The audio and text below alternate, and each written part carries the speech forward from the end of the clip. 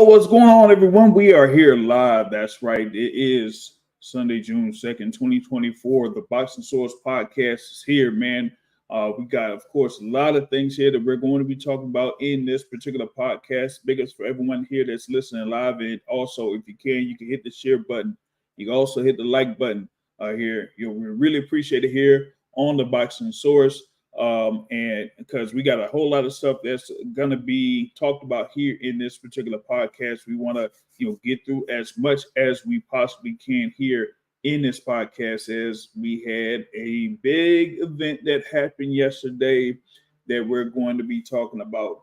For sure, we're going to, dissect each one of these major fights that happened in that particular card. 6 fights in the card that went 6 hours. Again, with this stuff with 6 hours, we got to do something about that. Like, real quick, we got to do something about that. Like, I'm like, look, I know that some people are appreciating these fight cards that are happening in Saudi Arabia and whatnot. Of course, you had the whole thing with the Day of Reckoning in December. You had what went down over in March, headlined by Anthony Joshua and Francis Ngannou. And then you had this thing right here, that happened yesterday. But we got to do something about this thing here with 6 hours, man. Come on, man. Like we can't have that. Like, we got to do something about, like, cutting this stuff down to where it's within, like, 3.5 hours. Like, come on. Because, I mean, we're going to have an upcoming card here on August 3rd over in Los Angeles. And listen, whether I'm going to be there or not, I'll be damned. I'll be damned if I will be there 6 hours to go through all them fights. That ain't happening. I'm sorry, that's not happening. That ain't no. We gotta fix that. So hopefully they get that fixed up here for the event that's coming up at the BMO Stadium in Los Angeles on August 3rd. Big ups for those joining in live here already. Of course, we got our great guest that's been part of the show here. Of course, you got Jay Pylon in the building, man. Salute to you, man. Once again, thanks for being part of the podcast here the previous week. And of course, our guy Joseph Herron here of War of Week Boxing. So we got him also here in the building as well. Like I said, y'all go ahead and y'all check them out.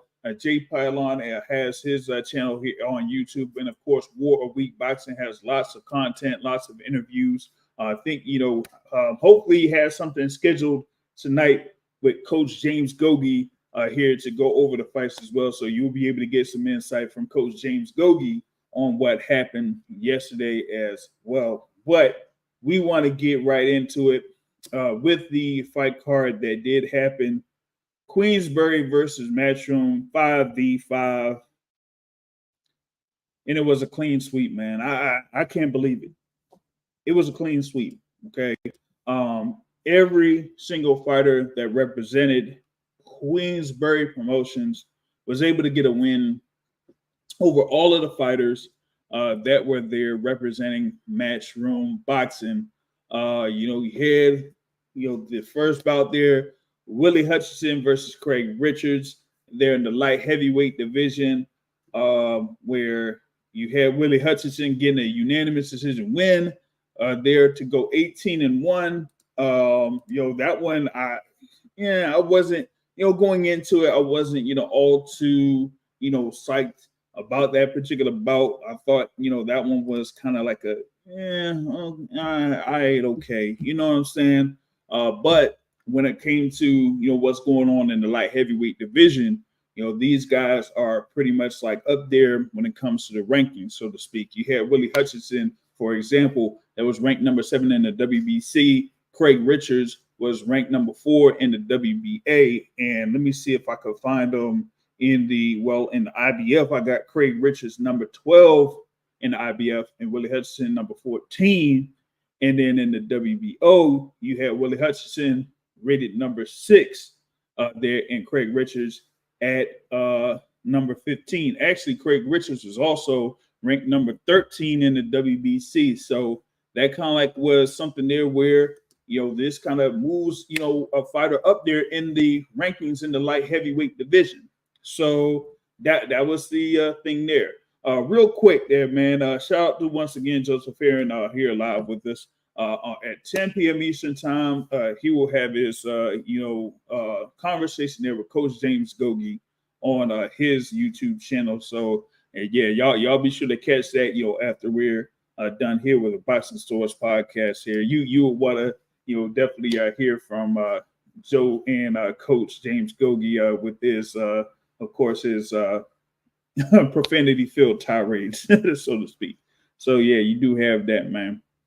But yeah, back on this fight, of course, here with Riley Hutchinson and Craig Richards.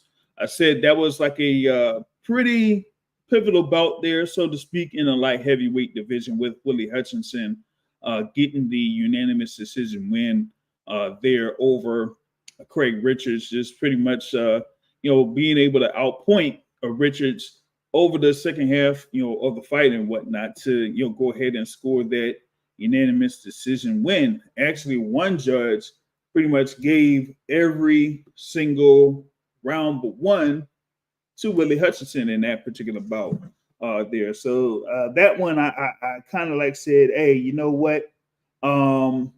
We'll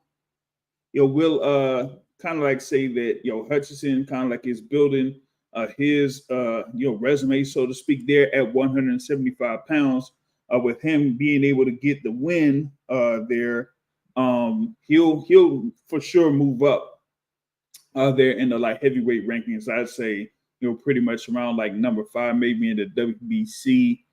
It'll be a minute before we see what happens with Riley Hutchinson in the WBA if they add him on there. But I know that of course Craig Richards will go down. We'll have to wait until the end of June to figure that one out.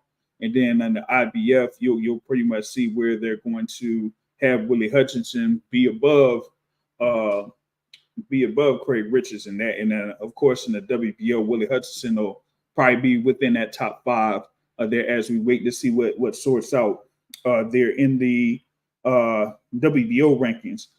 Real quick, yeah, I'm gonna see if I can hit you up there, Joe, with the link here in a little bit. Yeah, I just had it on my phone. I gotta re-pull it up. But I'll be able to send that out there to you. But yeah, that's the thing there, man. Shout out to Sid UK and Modern King Boxing joining us live here as well, man. And definitely Sid UK brought up a good point in reference to Deontay Wilder. I'll be able to tackle that here a little bit later.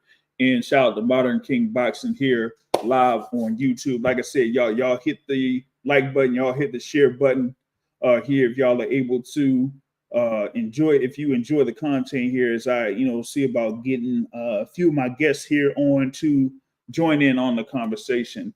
You know what I'm saying? I love it. Come on, y'all. Like who we should. Hey, Butter King Boxing, you got a pretty interesting point there, man. Pretty interesting point there. But yeah, back to the whole thing. With this one, you had Riley Hutchinson get the win over Craig Richards there in that first bout of the fight card that had Queensberry up 1-0 as it was by unanimous decision there over Craig Richards. And that, like I said, that one, just to be honest, I wasn't all too hyped up about that particular bout, with the exception of the whole thing with the Dimitri Bivol and Monique Zinad. This fight here, I was like, not really, man. I just to be honest, I wasn't really all too into that. But going into the second bout real quick, man. Now this second bout was one of the ones I said was going to be one of the better fights of the year. You know what I'm saying? Man, I got another request to join on in the live conversation. So this might be a real packed podcast here to have a conversation.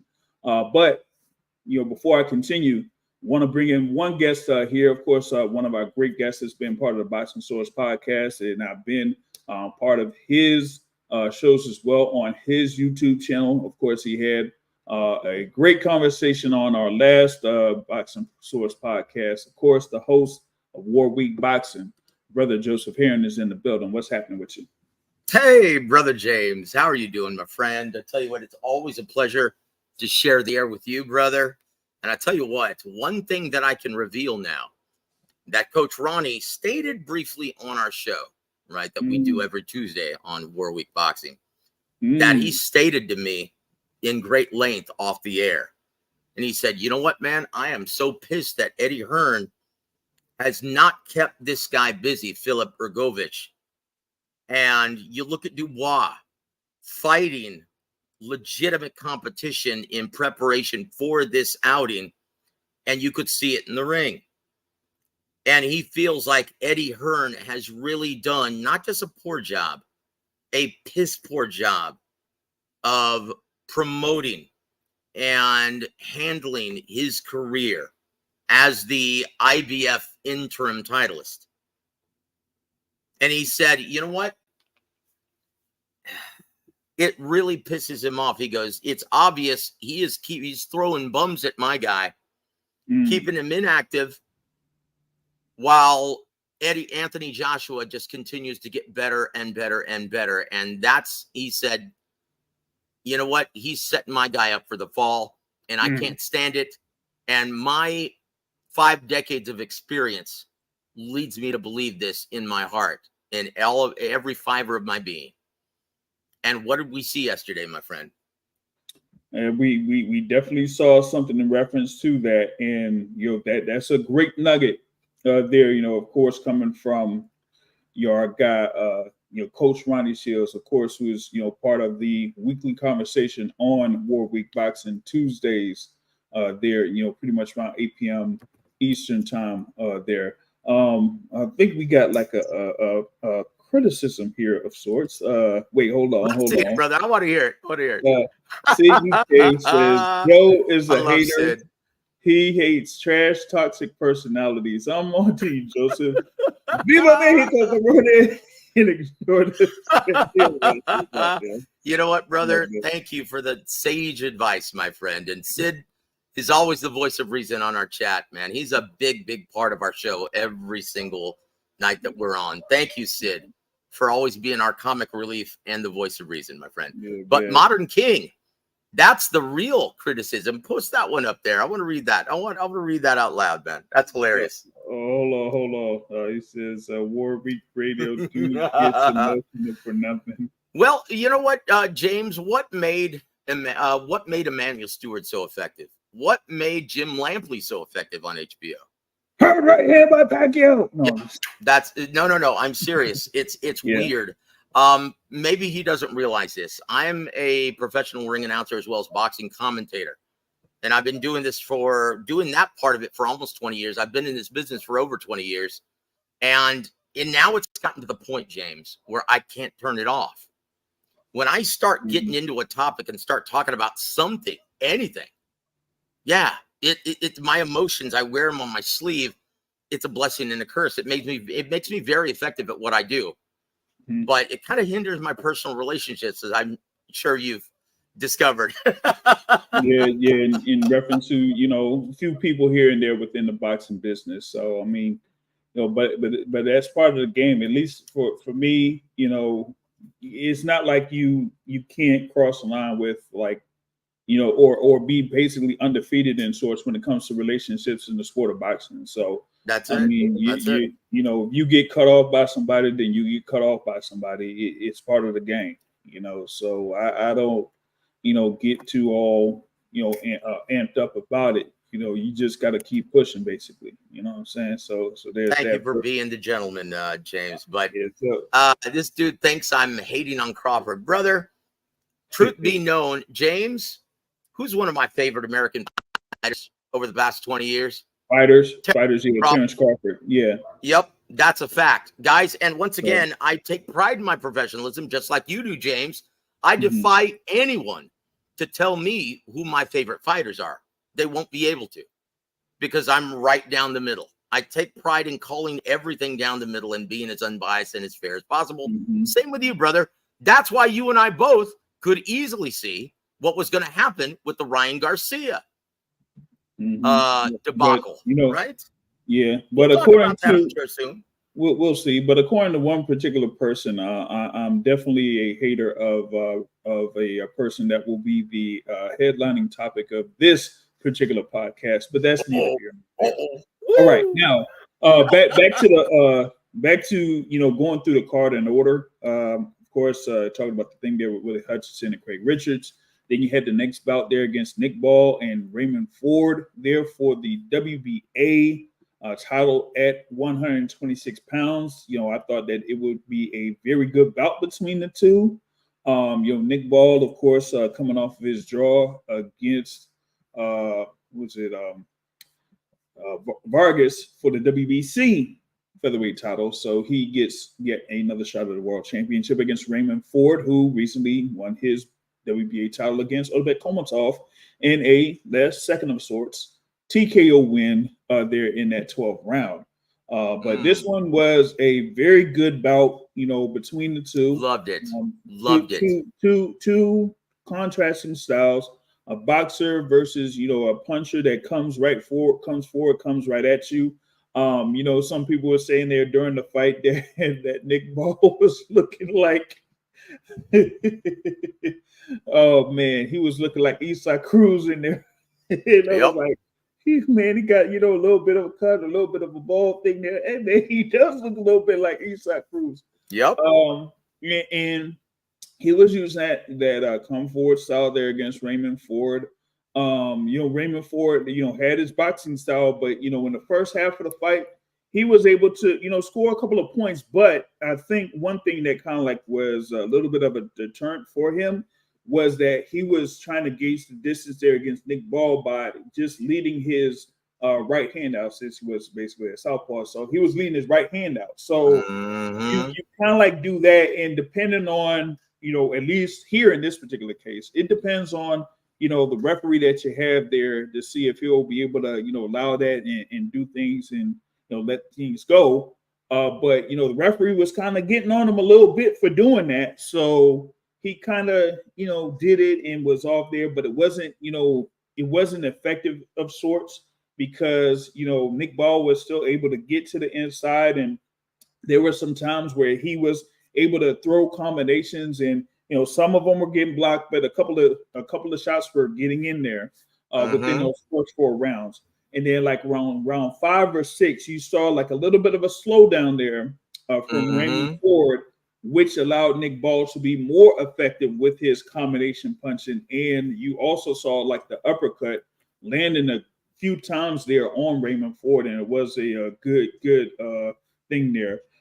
Shout out to our guy in the conversation there. I did send MVO the link, but I'm not sure. If there's my buddy World Ranked. Yeah, there he is. How you doing, brother? But we'll see. We'll see if MVO is able to come on here in a little bit. Oh no, dude! Why do you want to do that to Matthew? Man, come on now! Don't do that. He's not going to want to come on, man. Listen, he'll do it. He'll do it. Listen. Win, lose or draw. If he can, he will. I mean that's very good. Well, you know him better than I do. Yeah. But I tell you what, look, to those of you who are familiar with Matthew, understand that he is the tinfoil cap wearing biggest fan and manager of the Deontay Wilder fan club. That's right. Yep. Ride or die, brother. He ride. He will support D till the day's end. Yeah. Yep. Exactly. And that's one thing you have to respect. And it's win, lose, or draw, he is riding with Deontay Wilder. And that's the way boxing fans should be. That's the way they used to be, James. Yeah. Yep, for sure, man. None of this fickle nonsense. But I wonder what he's gonna say. Oh, that Saudi Arabia, there's something missing. There's some foulness going on. I think he ate something bad, or nah. He did. He actually did have. I don't know if he had it recorded, but he did have a space yesterday after the fight card was done, where he did talk about Deontay Wilder then. So I think that if he's able to be on live or join live with us, yeah, he'll be I able like to Matthew, do man. He's that. a funny dude. You He know, makes me laugh, man. but yeah, back to the whole thing there with Raymond Ford and Nick Ball. Like I said, that one was pretty much like the best fight of the night. I knew it would And be.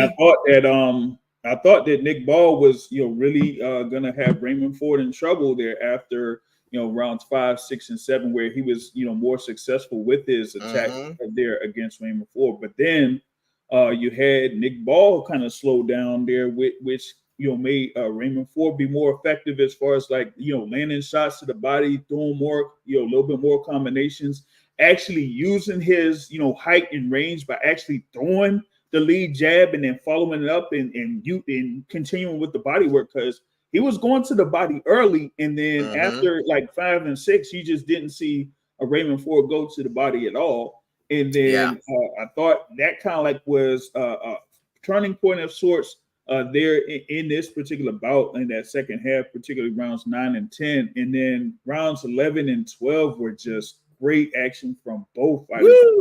Round 12, dude, I counted at least 4 times Raymond Ford hurt him. Yeah, in that 12th round. Is beautiful. I loved it. And you know what, man? It takes a guy like Nick Ball to really bring out the dog in Raymond Ford. Can you imagine Raymond Ford at 130 pounds against oh gosh, his name eludes me right now. Who's one of the Oh, you said at 130? Yeah, 130. Either Oshaki or Navarrete? No, Navarrete. Well, Navarrete, yeah. He doesn't have the same power, doesn't have the same kind of torque on his shots at 35. But yeah, I would love to see Navarrete versus Raymond Ford at 130. It's obvious that he has outgrown the division, and I was surprised that he actually was able to make weight. Right. For this. That was one of the big stories of the week. I had heard that he was killing himself to make 26 still. Yeah. Yeah, we'll see, man. But you know what? He put forth a gallant effort. I loved that fight. I absolutely loved it. And to me, it could have gone either way. I scored it a draw, brother. 114, 114. Yeah, I could see that, man. I had it like 7-5, but I leaned towards Ford's boxing. But yeah, 7-5. I could see that too. I could see that too. So it was like when it went to the scorecards, hey, that's what we had. Like 115, 113. It didn't matter like which way. It was just that 2 judges had it 115, 113 in favor of Nick Ball. So he is now, the champion there at that particular weight class at 126, WBA champion. So props to him for getting that win. He really gave Ray Vargas a lot of trouble in that fight, in the last fight. So but here in this one, it was like I said, it was definitely the fight of the night there between these two competitors, man. Props to both of them.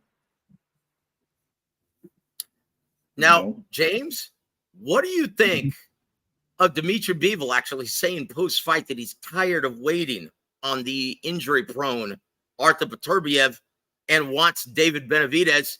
What did you think of that, my friend? I don't know, man. Depends on what Turkey Al Sheikh says, because he said that they had already rescheduled the bout between Bivol and Beterbiev to be in October. I think that's wishful thinking, my friend. 12th. Was that? That's a bit of wishful thinking, brother. Come on now. You did have an extensive conversation there with Iceland John Scully there, who kind of like had an update of sorts, reference to what happened with the surgery there for Artur Beterbiev. But you go ahead and give your take on that one, man. Well, look, this is speculation and wishful thinking on the part of everyone involved who slated tentatively that fight in October, because he hasn't been in the gym since. Okay, he's still in a leg brace, in a knee brace. And yeah, that's got to heal over the next 4 to 6 months. Do the math, brother. Come on now. Yeah. And then he's got to get in fight shape again. Mm-hmm. And then he's got to work on cutting off that ring and closing the distance effectively after a torn meniscus. Yeah, the idea of that fight happening in October, you know what? I've got to see it to believe it. Yeah, for sure, man. Like, and John told me, he goes, you know what? I haven't heard. John says, you know what? I haven't heard anything. He's his co-trainer. He hasn't even heard anything. He's like, well, I guess no news is good news, but yeah, we haven't seen him in the gym. I haven't heard anything. So I heard the operation was a success, but he's got to let that heal. That's not a menial injury, James. A torn meniscus. It's not like a torn ACL. It's not like a torn Achilles, but that's not a menial injury. Right. Like, especially if you're planning on cutting off the ring and closing the distance effectively. Closing the distance, yeah. And you know, like you said, at his age, like it's not like he, you know, does that much moving to begin with. So everything has to be calculated and precise when he moves.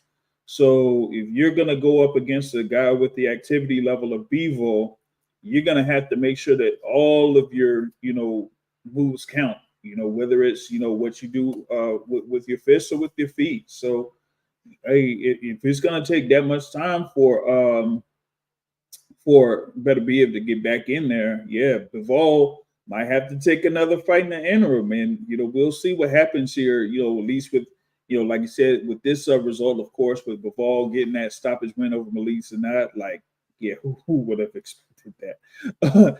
and then maybe we see what happens. Did you think of Malik?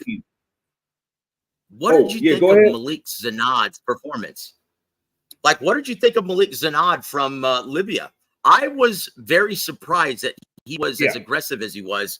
But once again, if you're a counterpuncher, trying to time Dimitri Bivol effectively with that foot feint that he always proficiently does, yeah, it's going to look like Usyk versus Anthony Joshua. But I tell you what, give him an A for effort because he really tried to win that fight. And in steps Howard Foster. Holy shnikes, man. Come on. Howard Foster needs to be put out the pasture, brother. Holy cow. I'm like, dude, this is his big chance. You don't stop the fight at the first sign of trouble. Come on, man. Hey, he showed you that he could recover from a knockdown in the first or second round. First round, yeah. But Howard Foster dude, strikes you again. This is why these guys train so hard. Man, and look, you had Dimitri Bivol. Some folks were like saying the person that was most surprised about the stoppage was Dimitri Bivol. Yeah, freaking Howard Foster strikes again. When are we gonna tell that dude? Okay. Yes, great. I love it. He was right there as soon as he backed into the corner, and then Howard Foster just steps in and waves his arms like a bitch. I'm like, come on. Pardon my French. I'm sorry, James. I don't mean to curse on your show. This isn't Kobe's hour. My apologies. But look, when is everyone going to actually figure out that Howard Foster doesn't need to be a part of any of these major events any longer? Man, yeah, he might as well just come on now. Man, just fire him, man. Like he shouldn't be in there. Like, go ahead and find some other ref out there in the UK, ain't this the same Howard Foster that had the thing there with Daniel Dubois and you know, who was that dude that he fought? Hold on, I'll look it up there real quick, man. The dude that had like 3 knockdowns, man. Kevin Lorena. Yep, he was there. Oh, you're talking about Lorena. Oh my gosh, that was the guy. That was his chance. And then Howard Foster, oh my gosh. And then Howard Foster also, when the Big Bang Zhilei Zhang laying the wood to the Juggernaut, right? Yeah, Joe Joyce. Mm-hmm. And then Joe Joyce starts coming along. What does he do? The doctor goes, yeah, I'll let it continue. He can see. And what does Howard Foster do? Waves it off. As soon as Joe Joyce starts coming on in the 6th, Wilder out of this business anyway. Mm-hmm. Yeah, the thing Man, was, why don't they tell him to start doing bare knuckle and monitor guys who try to pull your hair and hit you at the same time? They need to send him over to bare knuckle, brother. Hey, shout out World Rank. I guess he said like maybe he was tired of seeing Dimitri Bivol in the ring too, and said, "Man, let's get to the next fight and stop that joker early." Like, come on, man. Chingao. But man, yeah, but I mean, it's going to be pretty interesting to see what's going to be next here for Dimitri Bivol, given what we're just talking about when it comes to Artur Beterbiev. And I think it's going to be unlikely that he's going to make that October fight date. So, we had the thing there, of course, that David Benavidez has his bout against Alexander Hrgovic on June 15th. We had an extensive conversation with him on Brunch Boxing through Twitter, a few days ago, and he said, he's definitely open to facing Dimitri Bivol, and Bivol had the same sentiments towards David Benavidez. So, hey, we could potentially see that fight here, later on this year if we don't have Bivol versus Beterbiev. You know what I'm saying? I tell you what, man. I tell you what, I would love to see if Benavidez, now it's a big if he can get past Alexander Hrgovic. Yeah. But I tell you what, let's shift gears, James, and start talking about your man Sheeraz, who did a paint job on the gallant and brave Ammo Williams. Boy, what a horse. He really took a beating, man. And he never stopped. And he was having a lot of success in spurts. He hurt Sheeraz several times. I'll tell you what, even though he lost, even though he got stopped, I really want to see Ammo Williams again. Just like I want to see Raymond Ford again. Yeah, I also want to see Ammo Williams again. I have to see where he's at this particular point. But when I was watching that and I seen how he was reacting to the punches that were landed on him, I was like, ooh, it was kind of cringy to me, man. Yeah, that dude had some heavy hands. Sheeraz? Yes, Sheeraz. Boy, I tell you what, he's going to have a very difficult time, man. I mean, people who fight him are going to have a very difficult time. Now, a lot of people were telling me that I trust in the business. They're like, and Don Chargan once told me, hey, don't get too high on a prospect until you see how well he can take a punch from a world-class fighter. And I was like, wait a minute. Are we going to see the dawning of the next Amir Khan at 160? And it kind of looked like that for a second, didn't it? When he hurt Sheeraz with that beautiful straight left hand now, didn't it? Yeah, the left hand in the second round. Yeah. I thought he would have had him. We saw him get stunned there. It's like, oh snap, maybe Ammo Williams could have got him there, but he wasn't able to have Sheeraz there in real trouble. And then after that, it was just calculated beat over the next few rounds in that one. Man. It was ugly. It's like you can tell he's got those heavy hands, almost like Vitaly Klitschko, where he just touches you with it. And boy, you can see that his face, that right side of his face, that was a product of that beautiful piston jab. And then, oh my gosh, his eyes started to swell up, his nose and his mouth was completely bloody. Yeah, I tell you what, he's all heart though, man, Ammo Williams. I thought he put forth a gallant, albeit losing effort. Well, a gallant effort, yes. Maybe strategically it might have been a little bit off because we had his coach there, Coach Kevin Cunningham, that was giving him some pointers here and there. And the thing about it was like, hey, I wanted, he said you want to be there, try to get into inside and not be, mid-range into a distance. And he just, couldn't figure out how to get to that, man. Like he was, twitching and bobbing and weaving and twitching, but it's like he wouldn't.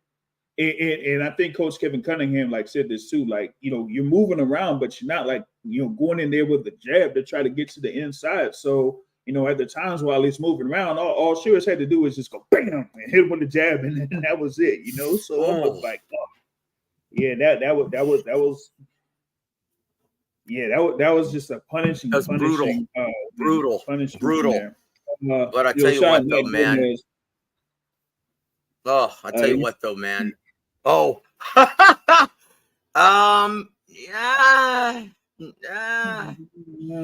have to wait and see, man. But look, I know why he's making that connection, because a lot like Sergey Kovalev, he seems to be a donut fighter that doesn't really have anything on the inside, except I really like that uppercut he was throwing and landing on Emma Williams in the mid to late rounds.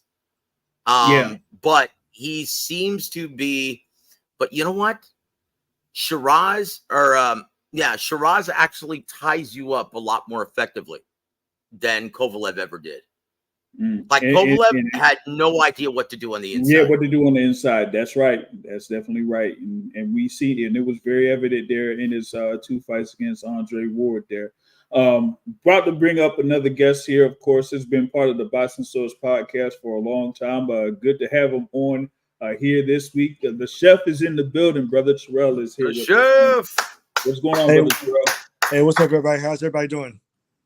We all good, man. We all good with you, We're man. doing What's well, happening brother. there with you?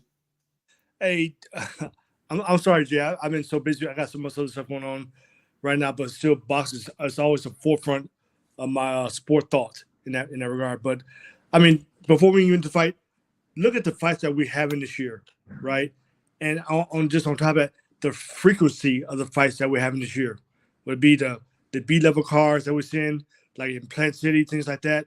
And we're seeing the benefits of that. What's it next week with Hrgovic fighting?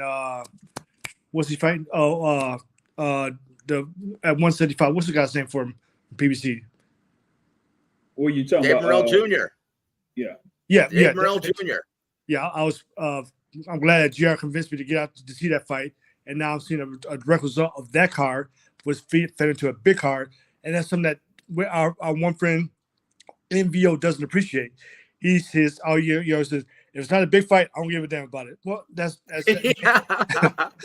tell you what. Were you surprised, James? And I'm sure you want to talk about this a little bit later on, much later. But were you surprised to see the very first draw in overtime boxing? Oh my goodness! Giovanni Marquez got a gift from my brother Jason Limon, and I told everybody because I'm very familiar. I called his debut, and I've called a lot of fights with Jason Limon, and I was telling everybody, this may be too soon to stick him in the ring with a guy like Jason Limon, who's going to give him a lot of problems. And I thought Jason Limon won that fight. But they scored it a draw, even with the extra round. How do you do that? Well, in Houston, baby. In Houston. He's from Houston. Well, you have a fighter in Houston against a fighter there in San Antonio, and just real quick there on that thing there they had with OTX Boxing, Giovanni Marquez and Jason Limon had a very good bout there within 8 rounds, and then it went to they pretty much said it was a draw, and they go to the overtime round, and then they say it's still a draw. And then it took it took about an hour later, or 30 to 45 minutes later, for them to say that it was a scorecard calculation discrepancy, and they awarded the fight to Giovanni Marquez. Wait a minute. I didn't hear that part. Really? Yeah, man, you missed that? Oh my gosh, I missed that completely. Oh my gosh. Yeah, Jason Limon, no wonder he was fuming yesterday. Yep. Oh my gosh, dude. I've got to invite Limon, man, on the show. I've got to do that, man. Limon was pissed. Yeah, and man. Everyone was pissed. And I thought he won the fight. Yeah, man. I was like, hey, yo. I was like, wait a minute. How you have first off, how you had that thing be you go through an extra round and then you don't even decide who the winner is in that a judge round. Scores it even? Come on now. Like I'm like, come on, man. Wait a minute. Isn't that the purpose of overtime boxing, not to have a draw? Exactly. So and then they gave it to Giovanni. They gave it to Giovanni. Yeah, Lanza. let's see. The two big ticket sellers of the night were our brother Andreas Katsarakis, who was in a dogfight also. And I told him as much. He was like, no, I don't think it. He struggled with Cody Crowley, and I back. Look, this should be evidence, guys. And for all you young fighters out there, you're not going to be stronger if you have to kill yourself to make a lower weight division. Cats, I've seen him in the gym. So have you. And that guy can crack at 160 and 168. So why the hell is he killing himself to make 54? Did you see the same torque on his shots against Abdukakarov? Yeah, and he was putting a lot of punches together and landing them real clean on Abdukakarov, and Abdukakarov was still coming forward on him. So yeah, that was very good bout. Great evening of boxing in Houston, Texas, though, at the Red Owl Arena. It was. But hey, let's go back to your. I know you want to talk about Saudi Arabia still, brother. 5 on 5.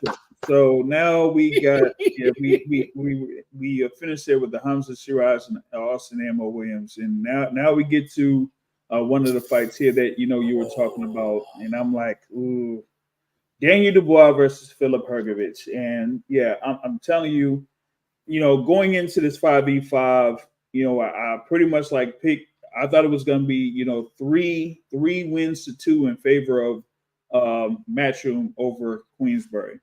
And the thing there with the Raymond Ford and Nick Ball, I picked Raymond Ford, and that ended up being a very close win for Nick Ball. Here with this Philip Hrgovic, it was and of course you know about this there, Joe. But Hrgovic had been very dismissive of Daniel Dubois over the week leading into the fight, the weeks leading into the fight, very dismissive of Daniel Dubois.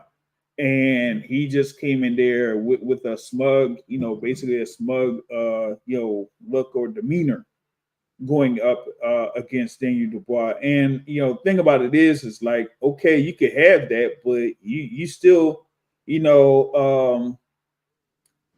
still have to go ahead and take care of business. You know what I'm saying? You still have to go ahead and take care of business.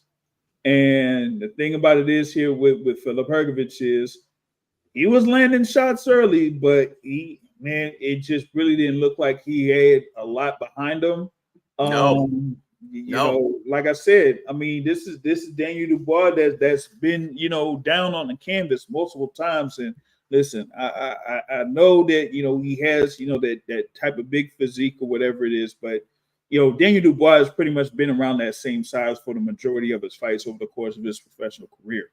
So you got to be able to just, work on being able to outpoint them and land those shots and kind of continue with that. And I didn't see that there out of Philip Hrgovic, and you really didn't see him move very well. And he just, and it was like he allowed Daniel Dubois to go ahead and just continue to walk forward. You know what I'm saying? So it's like, you're landing these shots, but you got to do much more than that. Let me ask you, how did you have the fight scored going into the stoppage? Oh, going into the stoppage. Okay. Okay. The first 4 I had it 2-2. And then I had Hrgovic running away with it pretty much until round number 7. And then 7, he got hurt with that huge gash over the left eye. And that's when he seemingly stopped fighting. And you hear Ronnie screaming at him, "What are you doing? You're a better fighter than this." And he just never was able to recover. And it looked like he was going to get stopped anyway if the doctor didn't do it. Right. Because he was skate in a way. It almost reminded me of the Tyson Fury fight. Yeah. Where Tyson Fury was just skating away, making it look easy. And then all of a sudden, boom, it just turned it around the last round and a half. And obviously the ref stepped in and stopped it, or the doctor advised that he stopped it in the 8th round. But 5, 6, 7. Yeah, it looked like, 5 and 6, Hrgovic started to make it look easy, even though Hrgovic, his face looked like a bloody mask and he was getting Right. busted up. But 7, he got that huge gash, and then he just stopped fighting. He just stopped throwing punches. It was the weirdest thing. What do you think? Do you think it was that huge cut? He had never experienced anything like that in his pro career or his amateur career. I think it was a combination of things. I think it was one with the cut, but also I think that his mentality changed a little bit after those first 4 rounds when Daniel Dubois just started to come forward and say, you know what? I don't care if I'm getting hit with these shots. I'm gonna just, bite down on my mouthpiece and I'm gonna just continue to come forward. Because, I felt like it was more about him, just seeing if he could land those shots. And with his, his body, his physique, he just felt like, you know what? If I land on him, it's gonna hurt him more than his shots are hurting me. So I think he kind of like gained confidence, round by round by round, and just continue to go forward and walk forward and everything like that. It wasn't like he was doing anything with head movement or nothing like that. It was almost like he, had like a rock and just took all them, punches and whatnot. So I'm like, and you look at the post-fight interview. They asked him directly, said, how was his power as you were getting caught with all those straight right hands in the early rounds, things like that. He said, I'm good. I was good. And what you just said exactly spoke to exactly what we just saw, right? Because I was same thing you guys saw. Right hand, clean. And we know typically in the heavyweight division, somebody's going down with those type of clean shots like that. Yep. But Dubois definitely ate those, took those, and so that was just that about his condition, but his mental condition as well. I'm telling you guys, that war of attrition that he did with the big baby Jarrell Miller, that guy, that fight really did something for him mentally, and said, you know what? Yeah, I can take these. I can take the best shots. Now, remember, even though he went to a knee and he seemingly quit against Joe Joyce, he never got really hurt badly. It was just that orbital bone. Yeah. So he can take a good shot. Joe Brook against Errol Spence. Yep. That's it. I tell you what, though, what a dramatic ending. What an amazing fight. And yeah, I really feel for Coach Ronnie and Filip Hrgovic, because he was pretty much sitting dormant since August of 2022. That's when that Big Bang Zhilei Zhang fought. Now, think about how many times Dubois fought since then. Think about how many times Zhilei Zhang has fought since then. Well, against top-level opposition. Iron sharpens iron, brother. But there you go. That's the thing. Iron sharpens iron. And the thing about it was with Filip Hrgovic was that his level of competition in between the Zhilei Zhang fight and the Daniel Dubois fight was significantly down in comparison to what those fighters pretty much had up to that point. So, like for example, he was on the card there with the Day of Reckoning on December 23rd, and he faces Mark Demore. I mean, and we talked about that particular fight, leading into it. It's like Mark Demore, are you kidding me? Let's see. So I was like, man, what what type of competition is that when you are at the standing that you're at as the IBF #1 contender, pretty much the mandatory for the IBF title, and you're not facing guys that are anywhere near the top 25 in the heavyweight division? Like that can't, really, get you going. You know what I'm saying? Yep. So going up against the Daniel Dubois, that's a step up in competition, but you got to be able to, as you said, sharpen your skills. Iron sharpens iron. And, and we watched it during the fight there with Coach Ronnie Shields. It's like he's telling you what you should do there and, for the rounds, but you see him and he's not doing it. He wasn't responsive. Nope. Yeah, it wasn't responsive. Get this. So you just talked about his inactivity, right? So get this. Since then, he's fought, like you mentioned, Dubois been fighting, Parker's been fighting, people like that, and even Zhang. Even what has he done since Zhang? And now, even coming into this fight, Zhang was probably hotter than him, despite Hrgovic's position in the IBF. You can probably argue that. He's probably even hotter. And whose fault is that? Who's to blame for that? Yeah, Terrell just got in, so I don't know if he caught that. Herron my ass. Yeah. Hey, I don't know, man. Yeah, I'm like, you got to be able to, have these specific fights that kind of like really build you up, so to speak, there in the heavyweight division. If you're trying to, get yourself prepared for a world title fight, like, I mentioned, one of the guys that's been very impressive in the heavyweight division with his 2 fights, Agit Cabello. Look what he was able to do against Frank Sanchez there and Makhmudov.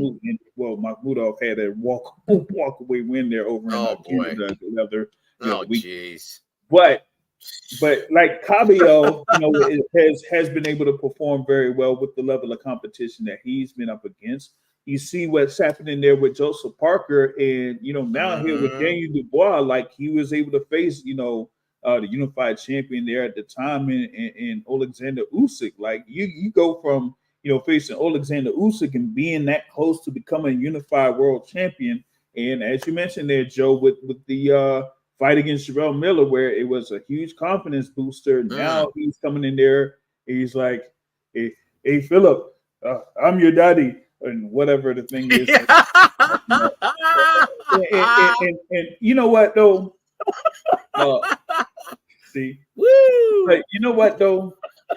Props to Daniel Dubois, right, for getting these wins. Let's just say this, James. Listen. Are we forgetting that he could have easily been the guy fighting Tyson Fury? Mm-hmm. Yeah. If it weren't for Luis Pabon scoring a low blow when it was right there on the belt. Come on now. Yeah. So so he's been very active, a lot like Joseph Parker, active against elite level competition, preparing for this moment. And Hrgovic, well, we're just going to put you on the sidelines and soften you up a bit and get you ready for AJ. Unfortunately, it didn't work out that way for Eddie Hearn. Now, did it? No. Now, he's got a battle-tested, big, confident Daniel Dubois, Triple D, coming to Wembley and coming for Anthony Joshua, fighting for something that is far more precious than any world title. That's the British fans. Mm-hmm. He wants to be that big attraction. He wants the English fans to gravitate and get behind him. He wants what Anthony Joshua has. He wants that big time attraction. Once again, something that's far more precious than any major world title. And you know what? I like that fight. I think it's 50-50, brother. I think it's a great fight now. I think it'll be as good as long as it lasts. You think he was getting hit with too many straight right hands by Hrgovic? Well, and keep in mind, he said that Hrgovic's powers were not a factor from AJ. We know he definitely has a big right hand. We know that has power. And how tall is Dubois? 6'5", 6'6", same as Joshua. 6'6". All right, so pretty much the same size, right? 6'5", yeah. Yeah. So, but it's gonna be a different mentality. But we know that Dubois has definitely built up his mentality since that loss against Zhang and everything. Damn. Give me straight. Joe Joyce. Exactly. So he's definitely built up his mentality since then. So we saw that last night. And now going into a potential Joshua fight, his confidence will be even more bolstered in that regard. So 50-50, not quite there, but close. But yeah, he'll be motivated for that fight, though, definitely. James, now pull up Modern King Boxing's question, do you right there, brother? You already know. You mean what this is. Yeah, you already know what Eddie Hearn's going to pick, right? He's not going to pick the big Chinaman in the immortal words of James Gogi. He doesn't want to have any part of the big Chinaman, brother, even at age 41. Are you kidding me? Well, the thing about that one is years ago, I mean, it was kind of like mentioned a couple of years ago, particularly when Zhilei Zhang had that, run there against Joe Joyce and was at the time the interim WBO champion. WBO. Yep. And they were like thinking, oh, maybe this could be a huge event, whether it's in the UK or in China or something like that. But I'm you got to be able to just go ahead and make the fight. But the thing about it was Joshua was in that process of building himself back up and kind of like sharpening his skills. And that short now stint with Derek James. With his last bout against Otto Walling, where he's there with his lead trainer Chris Jericho. Ben Davison there in his corner. And he's looking, very fluent in what he's doing there when it comes to his offense. So I think that, the plan originally, as we said here with this fight, was that Anthony Joshua was going to eventually face Filip Hrgovic, and it would have been for the IBF heavyweight title. But given what's happened right here, now we got to see if they're going to set that up between Anthony Joshua and Daniel Dubois. It's going to be some time before they have that press conference. I know Turki Al-Sheikh said that they were going to, have a press conference there in the UK reference to what Anthony Joshua was going to do. It's going to be a cracker at Wembley Stadium between AJ and Daniel Dubois. Smash and fight, mate. Smash and fight. Oh, it's going to be a cracker. Yeah, absolute cracker of a fight. You know what? Oh, boy. Man, listen, that would be a great event. And you know what? I've been in this boxing game for a good little while. You have? Yeah, but I know this will be a long shot. Let's hear it, brother. Woo! But I will really think about going to that fight. Yes, sir. Yes, sir. Have you ever been to a fight in the UK? Never. Oh my gosh. Hey, brother. Listen. Dude, let me tell you. Went to go see Calzaghe versus Kessler at the Millennium Stadium in Cardiff, Wales. And let me tell you, brother, that is some kind of fight environment. When you go there, it's an all new appreciation for the British fight fans. They are pound for pound the very best in the entire world. Listen, like they make it a special event, and it's all that practice they get with the Premier League. But I tell you what, I absolutely loved it every second I was there. And you spoke with real fans. Oh, I'm sorry. Did you not like my Eddie Hearn? Did you not like that accent? It's going to be a cracker. Hey, listen. Woo! Wait till you hear my Ricky Hatton, brother. Oh, listen. You just brought him up. Like even Ricky Hatton with all of the fights that he had there in Manchester. You know? And even with this fight that he had against Floyd Mayweather, right? Like if there was like any fight that I would have like hoped or wished that I would have been part of, was that Floyd Mayweather versus Ricky Hatton, just to be in that. Brother, they had to turn British fans away. They were pissed that they couldn't get tickets. Yeah. So they ended up filling the rest of the resorts, watching it closed circuit at the other casinos. Yes, it was amazing, dude. Gogi had a fighter on the undercard. Yeah, it was. Yeah, that was just a wild scene to look at, man. It was crazy, you know. And yeah, just to go to like one of those fights over in the UK, man, I would definitely be psyched up for something like that. So yeah, if they set that up for September, man, yeah, I might find a way to go, man. I'm looking in for tickets, man. We got questions here real quick before we go to the main topic. One here for you, Joe. Who do you match up Filip Hrgovic next? Ruiz versus Miller, loser, or someone else? If you would. No. More like, well, no, he's got those damn cuts. I was gonna say throw him in with Jared Anderson. Okay, sink or swim time. Look, he's no spring chicken. Even though he hasn't been a pro for all that long, he's got a deep amateur background. He doesn't need any more seasoning. It's It's piss or get off the pot, right? Come on now. It's Fisher Cup bait. No more pussyfooting. This guy has to stay active. And if you look at since he's been with Eddie Hearn, how many top 20 fighters has he faced?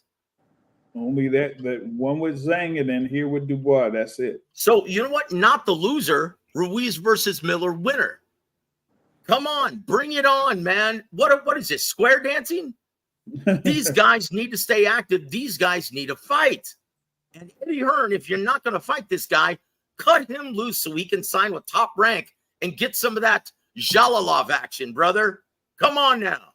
Hey, man, I don't know. Well, I don't know about the Top Rank because, man, the heavyweights they got at Top Rank, they ain't matching them up with each other, man. I'm stick him in the ring with F.A. Jagba and watch him whoop that ass. Come on. At least let's see something like that. Like, come on there, Bob Arum. Come on, Bruce Trampler. Come on there, man. Brad Goodman. Come on. Brad Goodman, you know. And what are they doing with Zhalilov? Come on, guys. Listen, they have a good number of heavyweights out there that they ain't doing much with that at all, man. So it's crazy. Frustrating. Yeah. And you know what? Hey, stick him in the ring as soon as he gets healthy. Stick him in the ring with Ajit Kabayel. Come on, brother. Bring it on. Even with the infusion of the money now by the Saudi contingent, there's no reason to not be fighting a top opponent. There's no reason at all with the money that's available now. That's it. You know what? White is a shot fighter, world ranked. I hate to say that, but Dillian White, whatever he was going to accomplish in boxing, it's already happened. Yep. Well, his run was over when he got starched by when he got starched the by Gypsy King. Get up. Yep. So it is that. Like, man, I barely even remember him even like going up against Christian Hammer a few months ago. Like, nobody remembers that fight. Hey. All right. Oh, I'm sorry. Go ahead, sir. Are we talking about the main event now? Yes, the main event of the evening. 12 rounds of boxing for whatever. Ladies and gentlemen, let's get ready to rumble. No, I'm just kidding. Woo! All right. You know what? I will say this. I thought both ring announcers did a superb job yesterday. My brother, Thomas Triver, and I want you to co-host that with me because you're such a huge wrestling fan. Did you know that Thomas Triver was a wrestler and a jobber back in the day out of the Chicago territory? He actually wrestled with stunning Steve Austin. Stunning Steve Austin in NWA. Yep, he did. And that's how he got his cadence. If you notice, doesn't it sound similar to Howard Finkel? Yeah, a little bit. That's where he got it. He was influenced by Howard Finkel because he came up through the Chicago territory, the Midwest territory of wrestling. And so we're going to have him on. He's going to talk all about his wrestling career, how he got into that, and then how he started ring announcing. And that's coming up this week. Also, we've got Jose Sr.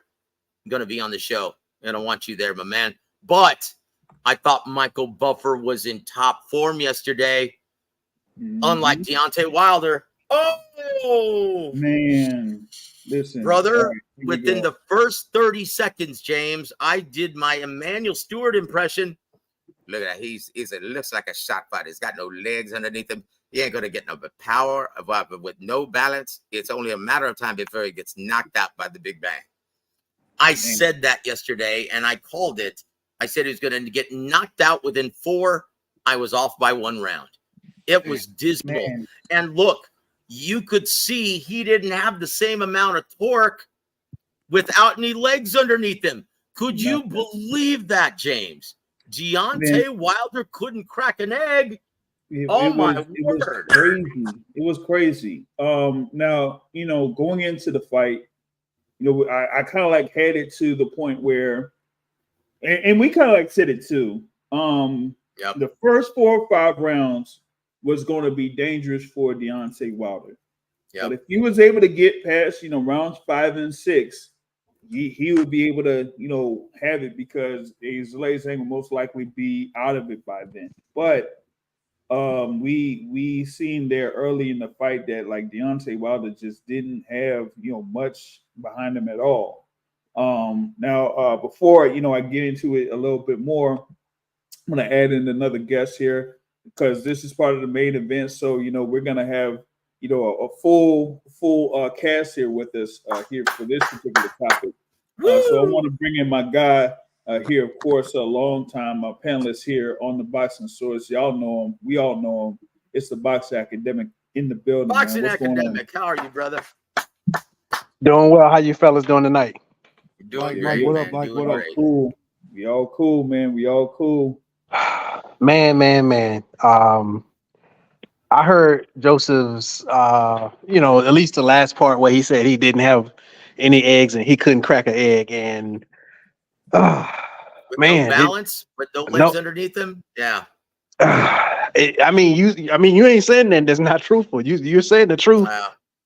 And it's like even so I kind of knew this, but I asked myself when he gets hit, the first time he gets hit, how will he respond? And that's what I didn't consider, that he wouldn't have any legs, right? I didn't consider that he wouldn't be able to torque and throw the punch. I felt like he would be able to do that because, he sort of did it against Tyson Fury, right? He sort of did it. He didn't do it against Joseph Parker, but I asked myself, how would he respond? And literally that first shot in one of the earlier rounds that Zhang landed, round number two, like he behaved how I did not want to see him behave. He behaved how I said that if he behaves like that, it's not going to be good. So obviously the man, neurologically, he should not continue. Like, this is the same question I have with Errol Spence. When he gets hit by a punch, how will he respond? Will he be concussed again? Because obviously he's been concussed plenty of times before, he being Deontay Wilder, and it's only a matter of time when you just hit him like that, like you flip that switch. What's so funny, JR? No, coming from World Rank. What World Rank saying? You said that Wilder practiced the spin-a-rooney in training. I mean, I can't even say that ain't true because you did see that a few times. Man, I can't even. Most of the blame, right, is on Deontay Wilder because, yes, it's time for him to enjoy the fruits of his labor. He has enough faculties about himself. He can enjoy his family. He can act. He has had. I think he's done enough to be in the Hall of Fame. In terms of his number of defenses, sure, you could make an argument to say that he has not beaten the top level competition. He's only had a tie with one of them. But the top level competition, you can make an argument to say that he didn't perform in that way. But in terms of the number of title defenses and him being in the era, he's done enough to stop. Yeah, I don't know, man. Wait a minute. I'm saying, Boxing Academic James, go ahead. Is Modern King Boxing, is he making a Good Times reference? Yeah. Damn. Yeah, he did. When James. He did. Poor Florida Evans. Real quick. Oh, when James died. No. Real quick, Joe. Like I said before, y'all look forward to the upcoming show here with Coach James Gogi on the War Week Boxing channel. I've got to start getting ready, guys. But hey, James, I'll tell you what, it's always a pleasure, my friend. And guys, say good night to the bad guy, because Wilder's done, brother. Wilder's done like a $2 steak. But anyway, guys, Academic, Chef, James, always a pleasure, my friend. God bless all of you. Yeah, all right, Joe. Cool, check you out there later. Take it easy, man. So y'all look forward to Brother Joe there with Coach James Gogi on the channel later on here this evening. That'll be kind of like you might get a little bit of profanity here and there with Coach James Gogi, but we also have a little bit of a segment of our own because we have our great guest, another great guest here with us that has been chomping at the bit to join us here for this particular segment. You know him. We all know him. Shout out to him there. Of course, repping Haiti there. And his Lord Zone in the building, man. What's going on with you, boy? Man, I'm devastated, man. I've been a diehard Bomb Squad fan for about a week, and it's the saddest I've been in that week stretch, man. Like, this was tough, man. This was tough. A whole week. The whole week, man. I was a Wilder week, man. Listen, he was rooting hard for Wilder, man. He was like USA, man, because you know what? Listen, if there was anything that Joe wanted, he wanted to see Wilder win this, so we could have potentially got one step closer to Wilder versus Joshua. All Wilder had to do was just get through this fight against Zhilei Zhang. I don't even blame Wilder for this. I blame Turkish Ali for not seeing the bigger picture and handing this guy a brown paper bag and tell him to lay down for the greater cause. He should have gave Zhang a brown paper bag and say, boy, lay down, man. There's more important things than you winning. Nobody cares about you. You mean a brown paper bag with money in it? That's what you're saying? Yeah, or gold or whatever, gold or oil or whatever they use down there, whatever suffice over there. Okay. Yeah, man. Because I ain't gonna lie, man, like the fight, I mean, from round one is like I've been seeing this trend from Wilder. A lot of people is blaming it on Malik Scott. Well, I started seeing this with the Mark Breland. I don't know what happened to his legs. I'm not saying Wilder ever had good footwork. He never had good footwork, but he did have his legs were spry. He could bounce around. You feel me? He can move. Like his legs from starting from Wilder Fury 2 down to 1, his legs don't last more than one round no more. He gets off balance. He had I don't know what it is. I don't know if he's he's doing the big taboo and he's having sex during training camp, or is this the lack of road work? I don't know what it is. I'm not even being funny, but the last couple of outings, man, his legs and balance are horrible. I'm not saying they're ever good. But you do know they do say you have balance problems when you do have like those neurological issues with concussions and stuff. But it started with the second. He started showing that in the second Fury fight in the round, and as early as round 2. You feel me? What was the damage he took before that? He didn't take no damage against Fury 1. There was no damage before that. The Luis Ortiz fights.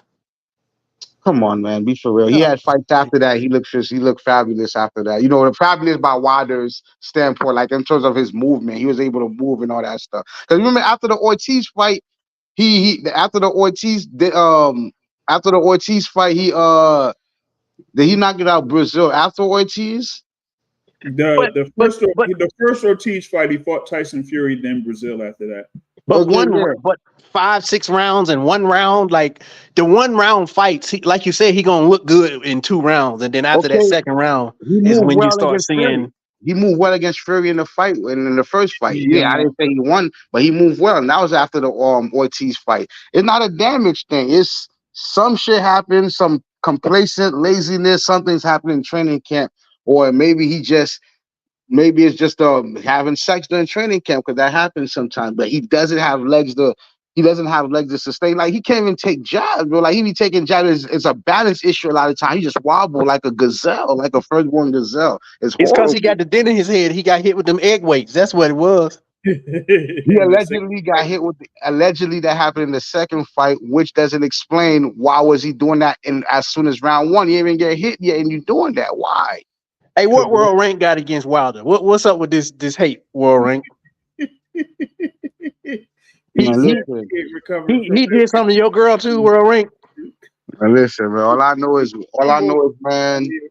What's going on here, man? What's going on? All I can say is, man, we missed out. We missed out on Lennox Lewis versus Riddick Bowe, and now we missing out on Anthony Joshua and Wilder. We have to pretend like Wilder and Tyson Fury was the fight. Man, I don't care about that. Hey, listen, man, that you know what? That That thing with Deontay Wilder and Tyson Fury might be this generation's Evander Holyfield versus Riddick Bowe.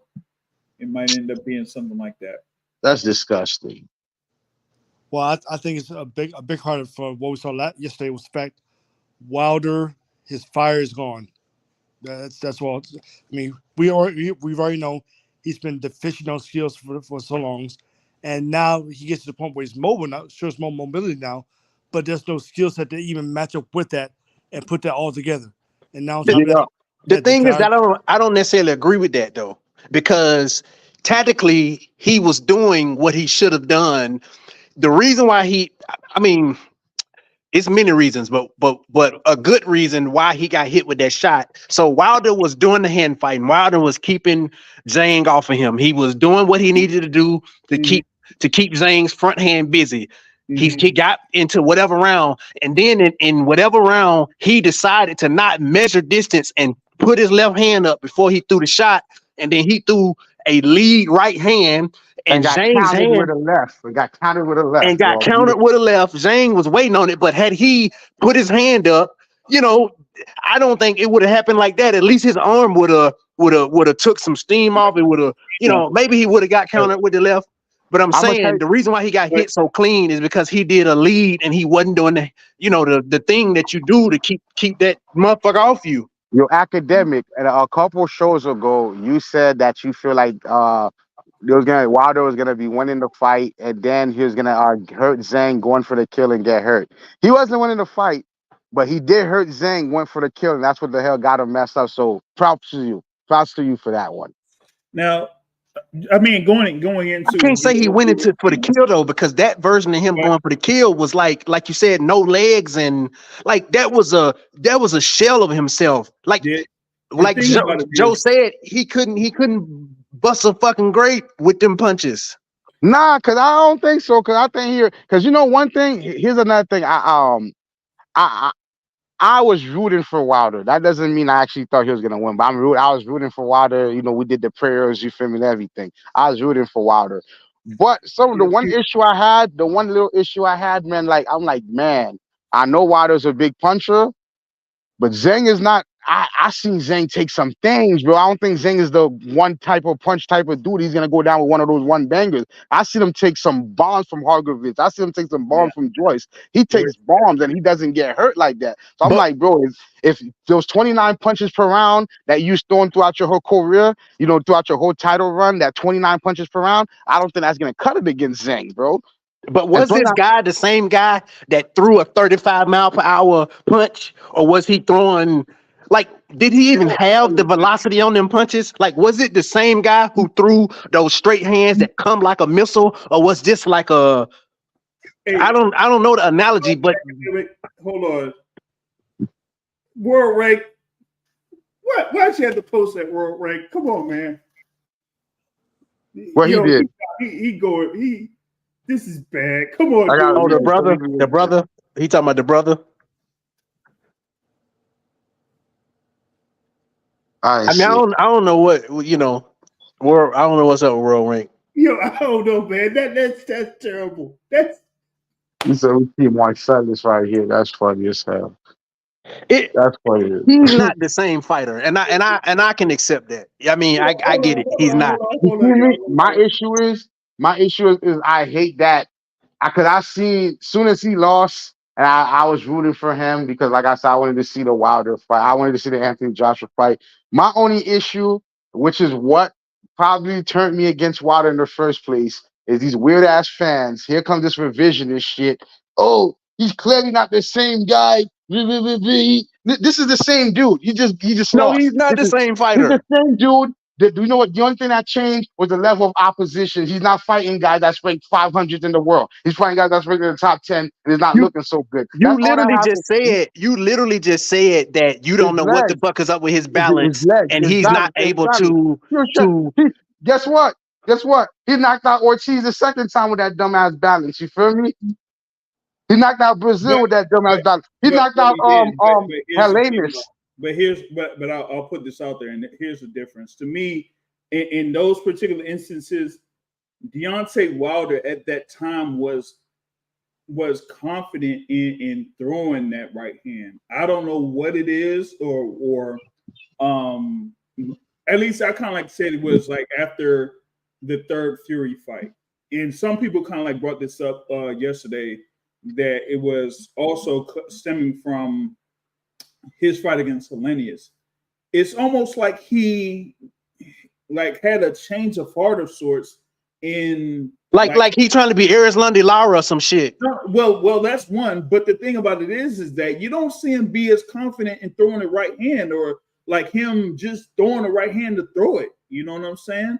And it's like when you are kind of like in a confusion on throwing your biggest weapon, your best weapon, the thing that kind of that got you to become the WBC champion, to had those 10 defenses of the WBC title. Like if you're not confident in throwing that right hand, then that's pretty much it for you, because all this other stuff that they've been working on, or they claim that they've been working on. My thing is, you've been in the game a long time and you're working on that stuff now. Come on, you're not used to doing that type of stuff. So, and all it does is take your mind away from being locked in on what you are good at. Now he can't lock in on throwing the 1-2. Now this goes to your point that what we were saying earlier in the preview is that you're teaching him all this other stuff when he's comfortable in doing 3 or 4 things. Why would you try to add something else more to what he's already comfortable with? That got him to his point if he's not used to it. If you see that what he's working on and he's not comfortable with that, why would you continue to try to work on that? So that's the thing about it. Pull up World Rank, not the same guy comment, so I can be validated by someone else. What was going on? Not to pull up the comment and say not the same guy with World Rank. I'm just saying this to Zoe right now. So somebody else agreed with me. Mm-hmm. Even if he being funny, I'm just saying somebody else agreed with me. Mm-hmm. So the thing about it is like we seen what we saw with Deontay Wilder against Joseph Parker, right? Where he kind of had that type of mentality too, like fighting off his back foot, or moving around the ring, 1, 2, walk this way, walk that way, getting to the ropes and that type of stuff. And that you kind of like, you could kind of see that and see that he's not comfortable in doing that, right? So why would you have that be part of his repertoire if he's not comfortable in doing that? Like, just have him, be stationary, be upright, and be confident in his power behind his punch. And you didn't see that there against Joseph Parker, and you saw him be very tentative in those early rounds there against Zhilei Zhang. And the thing that kind of like was evident there with this fight against Zhilei Zhang, either it was the end of like round 3 or the end of round 4. Like Wilder was doing the whole thing where he was, he was voluntarily backing up, like he was trying to set up Zhilei Zhang for a shot, while coming in or something like that, right? And there was one time where he backed up into the corner, but when he backed up into the corner, he didn't throw anything. He didn't throw a left. He didn't throw a right. He didn't throw anything. And it was just like almost like just a staring match at that point. And when he tried to do this little defense shit where he ducking to get out of the corner, which was good to get him out the corner, but no offense. He was not offensive. I'm sorry.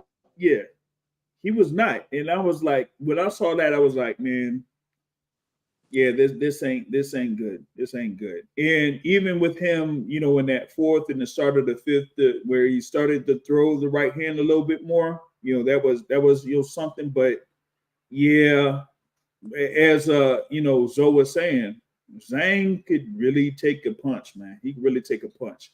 Now the thing that kind of he can take a punch, but that was not the same missile delivery system as he had 3 years ago. This is a different missile delivery system. It's a different type of delivery, so to speak. And it goes into like, what his approach is. Like he moves around before, throwing shots, whether it's to the side or backwards or whatever, instead of, being stationary and having a solid base and throwing those shots. So you didn't see that here in this one. And going into the whole thing with the knockdown, and I saw the replay recently, and this one was what I was surprised about, right? Because going into this, I felt like it was, Deontay Wilder, like he, was the, taller fighter and had the reach too. But I felt like he was going to be the faster fighter. And in that exchange that they had, it was a right hand to a right hand. And it was like, it almost like got there around the same time as when, Wilder was throwing his right. And when he got hit, he reacted the way that he reacted. And it almost looked like, the time when Luis Ortiz fought Charles Martin and Luis Ortiz landed that left and Charles Martin like was looking to the crowd, like he was looking off in the crowd or whatever crowd that was, because there was barely anybody there. That's a whole nother story. You talk about that. You talk about the knockout punch. You talk about the punch Zhilei hurt him with before the knockout punch. Before the knockout punch. You think they both threw that punch out? They say Wilder's punch was clearly way faster. It's just it was the angle, because at the time that he threw a wide punch, got on the inside and counted it. And he threw a fucking straight shot. He threw a lead shot. Yeah. I don't think Zhang was in the same ballpark hand speed wise when they threw that shit. It was just an angle with the simple Wilder just not knowing what to do. It was one of those issues. Man. I don't think it was the speed. I don't think Zhang matched him with speed. No way. Man, this guy's still FBA, man. This is still FBA we talking about, man. But timing one in how you take a punch. The thing with Wilder is, man, him taking punches is completely different now at this particular point. We don't know that, man. He got hurt by Sconier, man. He got stopped by Sconier, man. He can't take a punch. But he got stopped by a 5'10" dude. He got stopped by a 5'10" dude in the Olympics when you wearing headgear, bro. Come on. It's like, man, that dude got a dent in his head. That's why he can't take punches now. Yeah. But listen, I'm looking at these numbers. So the first Ortiz fight, he averaged about, what's this? That goes out to what? Oh, well, you're talking about the punch stats, man. I think Osterine can. That's bad. See, Deontay Wilder need to start taking steroids so he can take these punches better.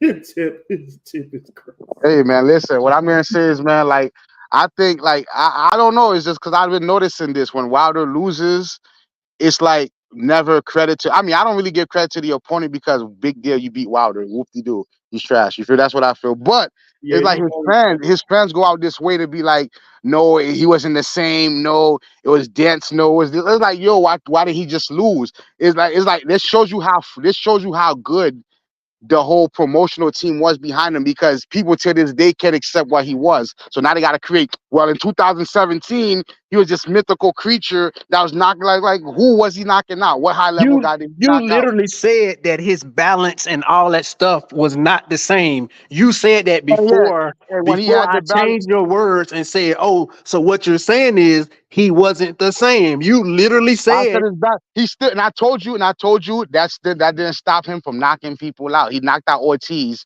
afterwards. He knocked out Brazil afterwards. He knocked out Hellenius afterwards. You feel me? He dropped Tyson Fury your car. He dropped Tyson Fury 4 times in that stance. You feel me? The problem is you people can't accept that it's a style issue. So the first thing you guys try to do is he lost to Fury. You guys try to elevate Fury into Muhammad Ali status to justify Wilder losing to him. You guys had to pretend Tyson Fury was some great fighter. And then it got so bad that Usyk beat him. So instead of y'all saying Usyk beat him because this is secretly just a way for y'all to keep this Wilder thing alive, I gotta say Usyk ain't beat him. Fury just lost because he came up with a game plan. That's just because you guys have created a mythical creature in your brain. Y'all gotta live through it. So you guys y'all just can't let it go. So I gotta keep put out this narrative. Oh, he's old. It was Mark Breland. It was this. It was that. No, man, this is what he was, bro. This is what he always was. So you telling me you can't see mentally a fighter that is a different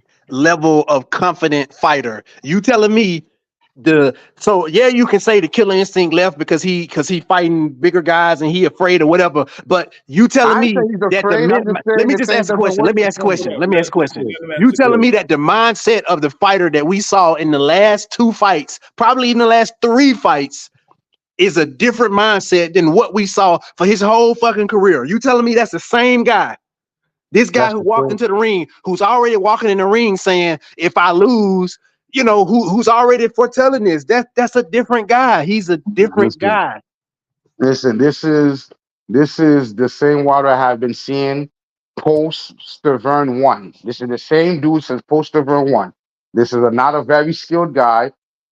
This is not a guy with very educated feet. This is a guy that doesn't throw a lot of punches. He averaged 29 punches per round. That's always been a thing. This is not something new. People try to pretend like this.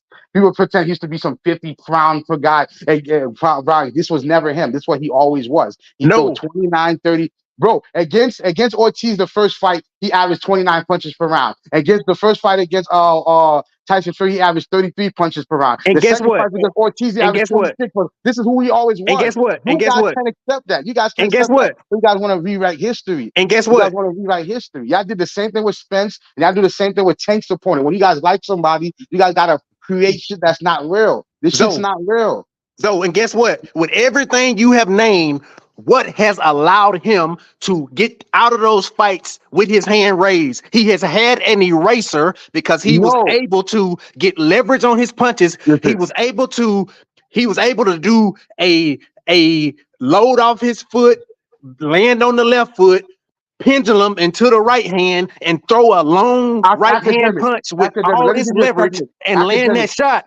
How about this? He didn't even try that because his balance and his way that he delivered a punch, his system of delivery is not the same. You're saying because he hadn't been practicing that shot. You saying the difference, the difference between him and winning and losing is the right hand is the eraser. That's what you're saying. Here's the reason the difference between him and losing. His first 42 fights, how many guys he beat that was in the top 10? I know you don't like that shit because it hurt your feeling, but how many guys was in the top 10 and when Luis Ortiz Stavern. How many guys been in the top 10 since that? And how many fights has he lost? He's tied one fight with the number one guy. What number one guy? He was the number one. He was in the rank. He was coming out of 2 years. Don't say whatever Tyson Fury was. I don't know. I don't care about the numbers. He tied with one of the number one guys who's eventually the number one guy. What the fucking do? Tyson Fury. He drew with Tyson Fury. That time looking crazy, boy. You part of that TSA. I see you. See you. Wilder's not a Hall of Famer. He's not. He's not. Good little run, all that stuff. Maximizes his opportunities, not skill. He maximizes opportunities, but he is not in Hall of Fame. How you maximize his opportunity? He didn't take that 85 mil to fight Anthony Joshua on the zone. How you maximize opportunity? Be for real, man. Be for real, man. Be for real, man. Let's be for real. Hey, man, JR, we just had a hot take from my god brother Terrell. He says that Deontay Wilder is not a Hall of Famer. Well, listen. If I made the Hall of Fame, he isn't. But Arturo Gotti's in the Hall of Fame, so fuck it. Wilder's in the Hall of Fame. That's my take. If Gotti's in it, Wilder's in it. Screw it.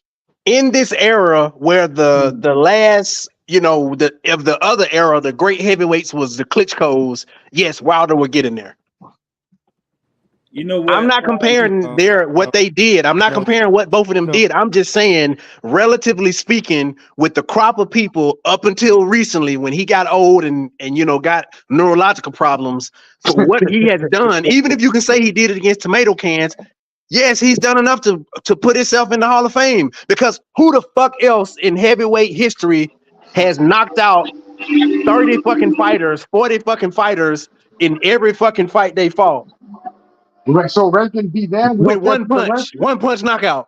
So we don't care about the opposition. We don't care about the opposition. All right, they didn't care about it with Mike Tyson. They didn't care about it with Mike Tyson. Who Mike Tyson beat when he fought the upper echelon? Can I talk? Who Mike Tyson beat when he fought the upper echelon? From 1987 all the way to 1981, he cleaned out the entire top 10, nigga. What the fuck you talking about? He cleaned out the entire top 10. Wilder's not even better than Pinklin Thomas. Wilder couldn't beat these niggas that was over there, his bum ass. He's not better than Pinklin Thomas. Some of the guys who couldn't even win a title back then, but you're not better than them. What you talking about? Wilder hasn't beat this nigga beat more top 10s in a 3-year stretch than Wilder and Fury beat their entire career combined. You talk about who did he beat? You just And guess exposed your what? boxing IQ. That's a Just different exposed fucking your era. boxing- Wilder's gonna make the Hall of Fame. You brought that Wilder era up. You brought that up. I'm You brought saying that on up. his You on brought I'm saying that on up. Mike Wilder Tyson's could not- knockout run where he was 20 knockouts, blah blah blah. He was fighting fucking tomato cans. Wilder could not even survive in Tyson's era. You know that. Come on. You know I'm not boxing very talking well. about Wilder He could surviving in Tyson's era. I'm talking about Wilder surviving in his era. I'm talking about Wilder being the man in his era. Fuck Tyson era. I'm talking about Wilder doing enough in his era. I'm talking about Klitschko doing enough in his era. This is what boxing Wilder will be in the academic- Hall this of is what Fame because he boxing did academic enough is in his saying. era. This is what boxing academic is saying. I don't care who he defended his title against. I don't care how if it was good or not. I like him. He knocked him out. Put him in the Hall of Fame. This is what he's saying. Fuck if he fought his contemporary. Screw if he fought his contemporaries and beat them. Screw that. Hall of Fame. What he's saying is in reference to, well, just like directly when it comes to heavyweights, right? In this particular era, right? You have Wilder and what he did during his era. You have, Klitschko and what he did during his era, whether it's Vladimir or Vitaly, right? So if you're going to have, like, for example, there with the Klitschkos, like if both of those Klitschkos are there in the Hall of Fame for what they did, then he's saying that Wilder for what and that's stupid. And that's fucking stupid because Klitschko beat the number 2 ranked nigga to become lineal champion. Because Klitschko beat other world champions, multiple world champions, both of them. That's not a good argument. What are you doing? And then you come here to co-sign this shit. Lennox Lewis gets a great rap now, but if you would have rated Lennox Lewis when Lennox Lewis was doing questionable shit in the ring, you would have the same fucking critique of Lennox Lewis. I'm not saying Lennox Lewis ain't the man, but I'm saying Lennox Lewis's story is a lot different now than what it was when he was actually fighting, getting his ass, hurt and against other people. You're reaching to make a point. I see you're reaching to make a point. He got his ass what? Lennox, hold on. This is a good debate. World Rank said, "Hey man," World Rank said, "Mike said academic, you was cooking until Tyson kicked." Oh man, come on, man. And Mike Gomez says, "Hey, Ray Mercer would have dropped Deontay." So the thing about it is that when it comes to the whole thing with the Hall of Fame, it's like they're comparing these fighters to the eras that they were in and saying, okay, since you pretty much was at the top level around your era, then yeah, we're going to consider you for the Hall of Fame. That's my thing in reference to the criteria. Joe, I already said based off the first thing I said was I wouldn't put him in the Hall of Fame, but based off how the Hall of Fame work, he got to go in there because Arturo Gotti's in there. So what you talking about then? Why you disagreeing with me then? Because what Zoe's saying is he does not feel that Deontay Wilder should be in the Hall of Fame. But you have guys that have pretty much like resumes that might not even be at the level of Deontay Wilder that are in the Hall of Fame. So he says, let's say by default, that Deontay Wilder is going to end up in the Hall of Fame. What's understood ain't got to be explained. I could have said that too, but all I know is based upon what Wilder did in his era, he's going to make it into the Hall of Fame. Well, Rick, I think Wilder because guess what? He's on the same list as Muhammad Ali. He's on the same list as Muhammad Ali with the number of defenses that he fought. With that stat alone, along with the number of knockout percentage ratios in the fight where he didn't get his ass knocked out, those two stats allows him to get in the fucking Hall of Fame because that is an exceptional fucking stat. What you said right there, what you said right there is why we need to get you box rec nerds out of boxing. That's why we need to get you because you niggas are saying numbers and never mind who he beat. Did he fight anybody quality? Those no, he got 10 title defenses. Man, I'm a clown that just like I clown Jack Johnson. He has the worst title defense since Jack Johnson, bro. For people who got that much title defense, this shit just as bad as Jack Johnson's who was fighting middleweights. It's just as bad as him. Somebody on the chat said that there was like another fighter that had about 20 title defenses and they're not in the Hall of Fame. Yeah, so who's that? Even on that, let me ask you guys a quick question. That gotta be one of those Korean fucking bantam, straw weight because Americans don't care about them. Right, so they being biased. Go ahead, Terrell. A quick question for you guys, real quick. This guy had a big number of title defenses. was celebrated to a degree, right? Does he belong in the Hall of Fame? Triple G. By the listen. I'm not a Triple G fan, but his resume is better than Wilder's. I didn't hear what you said, Terrell. Say it again. I'm so sorry. Golovkin. Come on, man. I ain't saying nothing about Gennady Golovkin. No, It's the same argument. It's the same argument for Wilder. Golovkin gotta go. It's the same thing. Does Yeah. Triple G Mike does Triple G belong in the Hall of Fame? Yeah. By default. He doesn't. I wouldn't put it, but by default. But his resume is better than Wilder's though, because he beat more top 10 niggas. He beat more quality niggas at his weight class than whatchamacallit did, bro. So the significance of what Triple G did in his weight class, what can we say that is? What's the significance of what Triple G did in his weight class? All right. Back to academic. I hope you don't think I'm saying Triple G belong. I said the nigga is by default. It's the same argument as Wilder. Right, but here we go with Golovkin, right? Middleweight, you have heavyweight. Of course, they're two of the glamour divisions, so to speak, there in boxing, right? Like when Golovkin was out there, like some people were considering Golovkin as a top 10 middleweight of all time. Crackhead. Me, personally, is egregious work. It is Crackhead. Egregious work. But Crackheads. but as crazy as it is, people consider Gennady Golovkin as a top 10 middleweight when he was going through his run. Disgusting. With Wilder, could you consider Wilder as a top 10 all-time heavyweight? Do he got to be a top 10 all-time heavyweight? No. Answer, We asking you a question about doesn't. Triple G. The question is about Triple G. Just follow us. Yeah. This is not attack on Wilder. It's about Triple G. Just follow us what we saying. Yeah, It's not attack I'm on Triple asking G. the question, what significance Just follow us. We has saying. Triple G done? man. Just follow what we saying. Wait. But here's the thing, though, and you were talking about it there, Zoe, right? Like this is almost as similar. Why? Because here we go, right? With Wilder, one of the things that they bring up with Deontay Wilder is his amount of defenses there as the WBC heavyweight champion. You had the same thing going on with Gennady Golovkin with his title defenses there at middleweight, where they said that he was at or breaking the record that was out there. That's a lie. That's a lie. Right? I know that whole thing wasn't, for real. And JR, when you're done, I'm gonna get on your ass about that, but continue. Hey, pause. Pause. Yeah, no Diddy. Man. No Diddy. What's going on with this? No Diddy. But like at least for me, I criticized the run that Gennady Golovkin had, there while he had those solid defenses there at middleweight. Okay.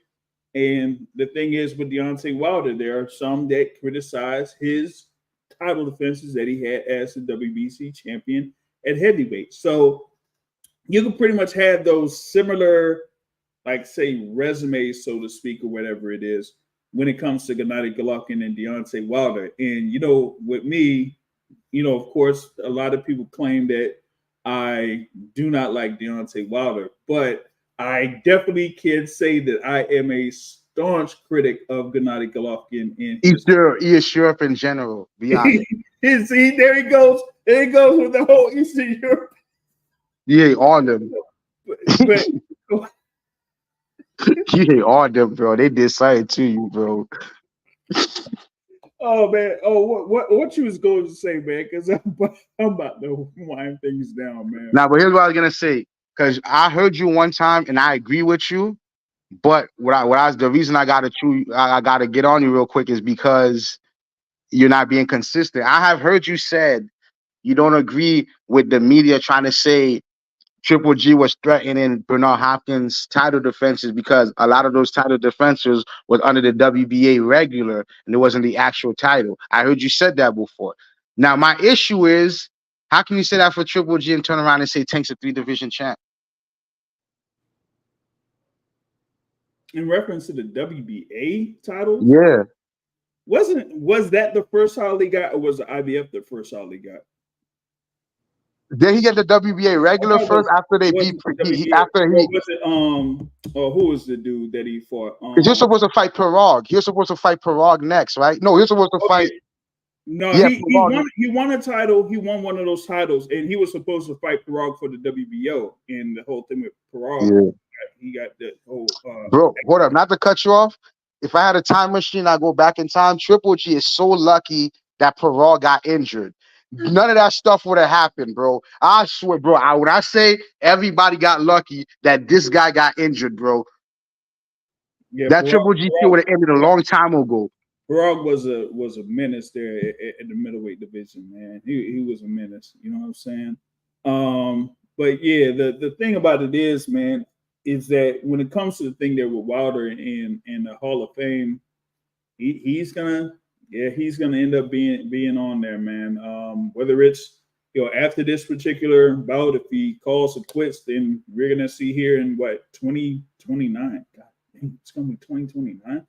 That he'll be up there for it. So yeah, that's the thing about it. He said, "Oh, shout out to Solo Dolo." He talks about Terrence Crawford. He said Terrence Crawford's resume is lacking, and Crawford is nice. Yeah, fair. Hey, I got something else for you, Zoe.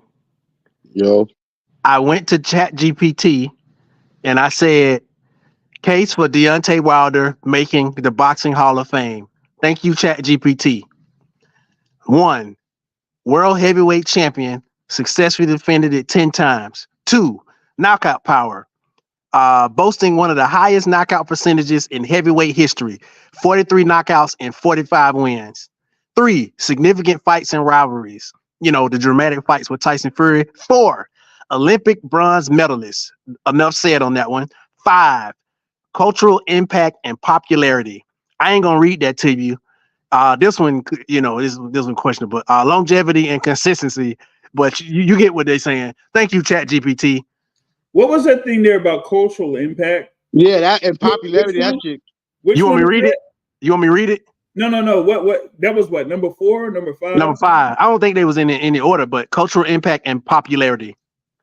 Wilder's personality, charisma, and outspoken nature have made him a prominent figure in boxing. His ability to draw large audiences and generate interest in sports adds to his overall impact on boxing culture. Wilder was a fucking cultural icon in boxing for black fucking boxing. Well, okay, that is the case, but we're talking about the International Boxing Hall of Fame. How many people do you think that looks like us is in that panel for the international? Like he said, if Arturo Gatti, for his cultural impact and popularity, can make it into there, then Deontay Wilder. His cultural impact in our skin color. Listen. You know how many people are writers or columnists or whatever it is that's part of that panel for the International Boxing Hall That of worship Fame? Arturo Gatti. A love relationship with Arturo Gatti, like boxing academic. Arturo Gatti murdered his wife in Brazil, and all of these boxing media wrote the story to completely make him sound like a victim. That's how much they love him. These are the same people who voted for him. Okay. So that cultural impact, his cultural impact doesn't have our skin color. You feel me? But that's the same thing. I'm not comparing these. Let me make that clear. Muhammad Ali had cultural impact. Again, I'm not comparing these, but at the time when he was fighting, he was not appreciated. And once he got done, people was like, hey, what he did for the sport transcended the sport. They're going to say the same thing for Wilder, because if it wasn't for Wilder, all these paydays and even the popularity of Tyson Fury and, like all that stuff wouldn't have happened. Even Anthony Joshua wouldn't have been as popular as he was. Okay, but boxing academic, here's the argument I'm going to help you with. Here's the argument I'm going to give you. Thank you. Amir Khan is probably going to make the Hall of Fame because what he did in the Olympics resurrected and saved the entire British boxing scene. That's probably gonna get him in the Hall of Fame. That's probably gonna get niggas to vote for him because him winning the silver medal at the Olympics, the boxing scene in Britain was dead. They was getting ready to pull the program, the amateur program and all. He resurrected and brought that shit back. So the argument I can give to you is the same argument that you could give the Amir Khan, what he did to British. American boxing, heavyweight boxing in America was dead.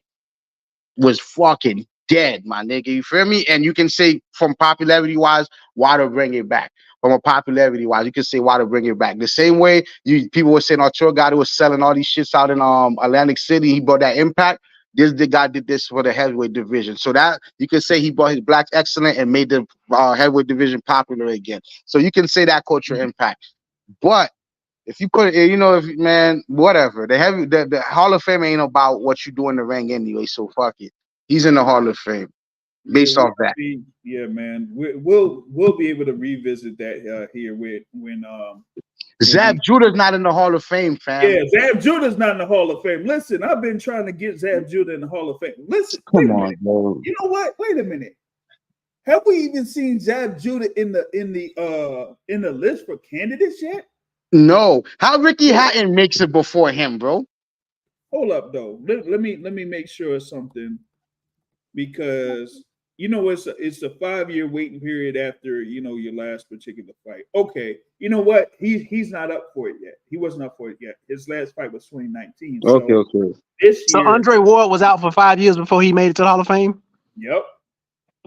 Wow, that's 5 years passed fast, didn't it? It's been that long. Yep. I'm telling you, like that was 2017 was that last fight with Sergey Kovalev. So yeah.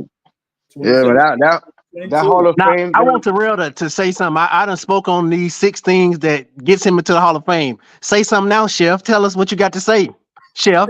In regards to what? The Hall of Fame case for Deontay Wilder. No. So I appreciate the imprint that Wilder he left on the culture for a while, and particularly for being an African American boxer, come from nothing, right? Making something out of nothing and making something for his family. He definitely made a legacy for himself and definitely for the culture. Because for a while, when you talk about someone when Wilder was fighting, despite who it was, people there's a segment that was generally excited about that. I get that. How far does that culture extend? Probably, like you said, probably not too far outside of America, right? I mean, as far as other than your regular boxing people like that. But he carried the sport for a while. He made his presence. He definitely did. But after I saw what I saw yesterday, and that's the event for each fighter to go out on some level, whether it be by knockout, injury, or whatever like that. But even just considering that, got knocked out, boom. And I said, man, wow, that's over. And when I said that, well, what does that really mean? It's over. His career's over. His presence is over in boxing, right? But when I consider that, when I take a step back to look at that, his totality of work, Hall of Fame, no. And when I say that, and I'm carefully looking at the record, the numbers, those are great numbers, the knockouts, all that stuff like that. But yes, when you look at the details, Olympic bronze medalist, huh? Not that either, huh? All that combined. How many niggas you know? Let me just say this real quick. Right. You niggas don't appreciate shit to this day. I ain't talking about you, Terrell. I just want to say something. But yeah, I'm sorry. I just wanted to be sensational. Sorry, Terrell. Go ahead.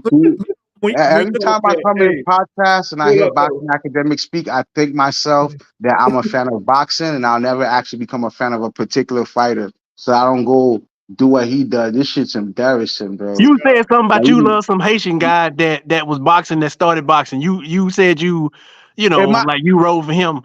I said I'm hoping he becomes champion. I'm not making up narratives about it. I'm not glazing. There's no napkins. There's no two hands twist. You be wilding, bro. Like, hey, I know I'm biased. I am biased. Okay, I can admit that. But let me say this. Everything that I named that was supported by ChatGPT, it's a legitimate case, to get him into the Hall of Fame. This man just legitimized ChatGPT. He's legitimized ChatGPT, dog. He just legitimized it. Hey, I found the thing there. World Rank had said a while back, you had somebody in Omar Narvaez that had 20 title defenses, and he ain't even sniffing the Hall of Fame. Yeah, I mean, but he recently, his last bout was 2019, so I don't know, man. He also got to be up there for candidacy for Hall of Fame too, along with Zab Judah. Both of those fighters had their last fight in 2019. What's that bum? What's that other bum name? That the Thailand bum. I think he had made it to 54-0 before he lost. Yeah, 54-0, whatever it is. Yeah, he don't belong in the Hall of Fame either, man. I hate these these people be figuring out. They be figuring out the algorithm. They figure out the way to get special numbers without actually doing anything. Yeah, It's it's just like the Navarrete thing. This guy done got like 3 titles in 3 different divisions. And who did you actually fight? What did you do for real? It's all a mirage. It's not real. Yeah, so I mean, a lot of these accolades that be coming up, especially these days, is like, yeah, you could become a 4-division champion, no problem. I mean, shoot, Navarrete, who you just mentioned, he almost became a 4-division world champion, Yeah, division WBO world champion. Don't hate the player, hate the game. Don't hate the player, hate the game. That ain't his fault. That ain't Navarrete's fault. I don't agree with them three division championships and stuff, but shit, I can't hate on them because that's the world that they live in. Adrian Broner, a 4 or 5 time champion, and it's fake, and that's one of the faker, man. Did he beat Ponce de Leon? Did he win that fight for real? I have to rewatch that fight. I gotta rewatch it. Yeah, I gotta rewatch that one. Like it'd be something like, I'm gonna give you another one just so, because I know you guys like because I know every once in a while boxing academics would like to take these shots at me to make it look like I'm picking on black people on some weird shit. I'm taking no shots at you. I'm gonna give you an example of another. I'm gonna give you an example of another Deontay Wilder, and this guy's white and he's from Wales. There's a guy named Kawasaki. The most fakest thing. It's fictional. It's freaking fictional. He did not want to leave England. He did not want to fight the other world champ. Even the world champions in Europe, he didn't want to fight them. He did not want no fade. He went with no smoke. He dodged everybody. Waited till everybody got old. And let's be honest, he ain't beat Bernard Hopkins. And then you fought the most lamest version of Roy Jones, and you was losing the first fight. You was getting smoked the first 5 rounds to the worst version of Roy Jones ever. This guy's a mirage. He's not real. It's fake. It's fake. And British people run with them the same way Americans run with Wilder. It's not a real. It's fake. You can't take away the fact that he did beat those guys. No one can ever take that away, that he got wins over Bernard Hopkins and Roy Jones. He did. We know he ain't beat Bernard. We know he ain't beat Bernard. We know I'm just saying on paper. Nobody can take away that Jeff Horn beat Manny Pacquiao. That's actually a debatable fight. Who knows? He probably did. That's a debatable fight. But this is the fight I'm talking about, wasn't, man? Like this man, bro. Like Kawasaki literally did not fight he did not fight the other world. There was even world champions in England. He would not leave Wales to go fight anybody, bro. The only person of note he fought that was like prime and stuff was Kessler, and Kessler is like, all right, that's cool. Yeah, that's wild, man. Like, people saying he's the best super middleweight. The only thing with Kawasaki that had me was, man, when he torched Jeff Lacey, man, that one still hurts me, man. Boy. But you know what? Oh yeah, Jeff Lacey. But to be honest, when you go back and watch the film, Jeff Lacey was trash, bro. I don't know. Showtime sold us on that. Showtime. Yeah. The fight before that, what's the fight he had before Kawasaki? He struggled against him. That was over in Tampa, man. What was the dude's name, man? That was. Oh no, he fought someone after that. Pemberton was his fight before Kawasaki, but I was at the fight where he fought Robin Reed. Robin Reed was where you stopped the dude in 7 rounds. That was the fight that I was at, but. After that, I thought he was ready to fight, go against Joe Kawasaki and beat him, and then Joe Kawasaki just stomped the dude. I'm like, come on, dude! Like, he was too small, man. Jeff Lacey was too small, too left hook dependent, bro. Too squared up, too left hook dependent. So that was man. So he got beat. But yeah, Kawasaki, man, Kawasaki's another like the way I feel about Wilder, I feel about Triple G to an extent. And just Triple G do have like some kind of names in there. He got some type of season in that resume, even though that resume is not. He got something in there. Even Loma, I hate this.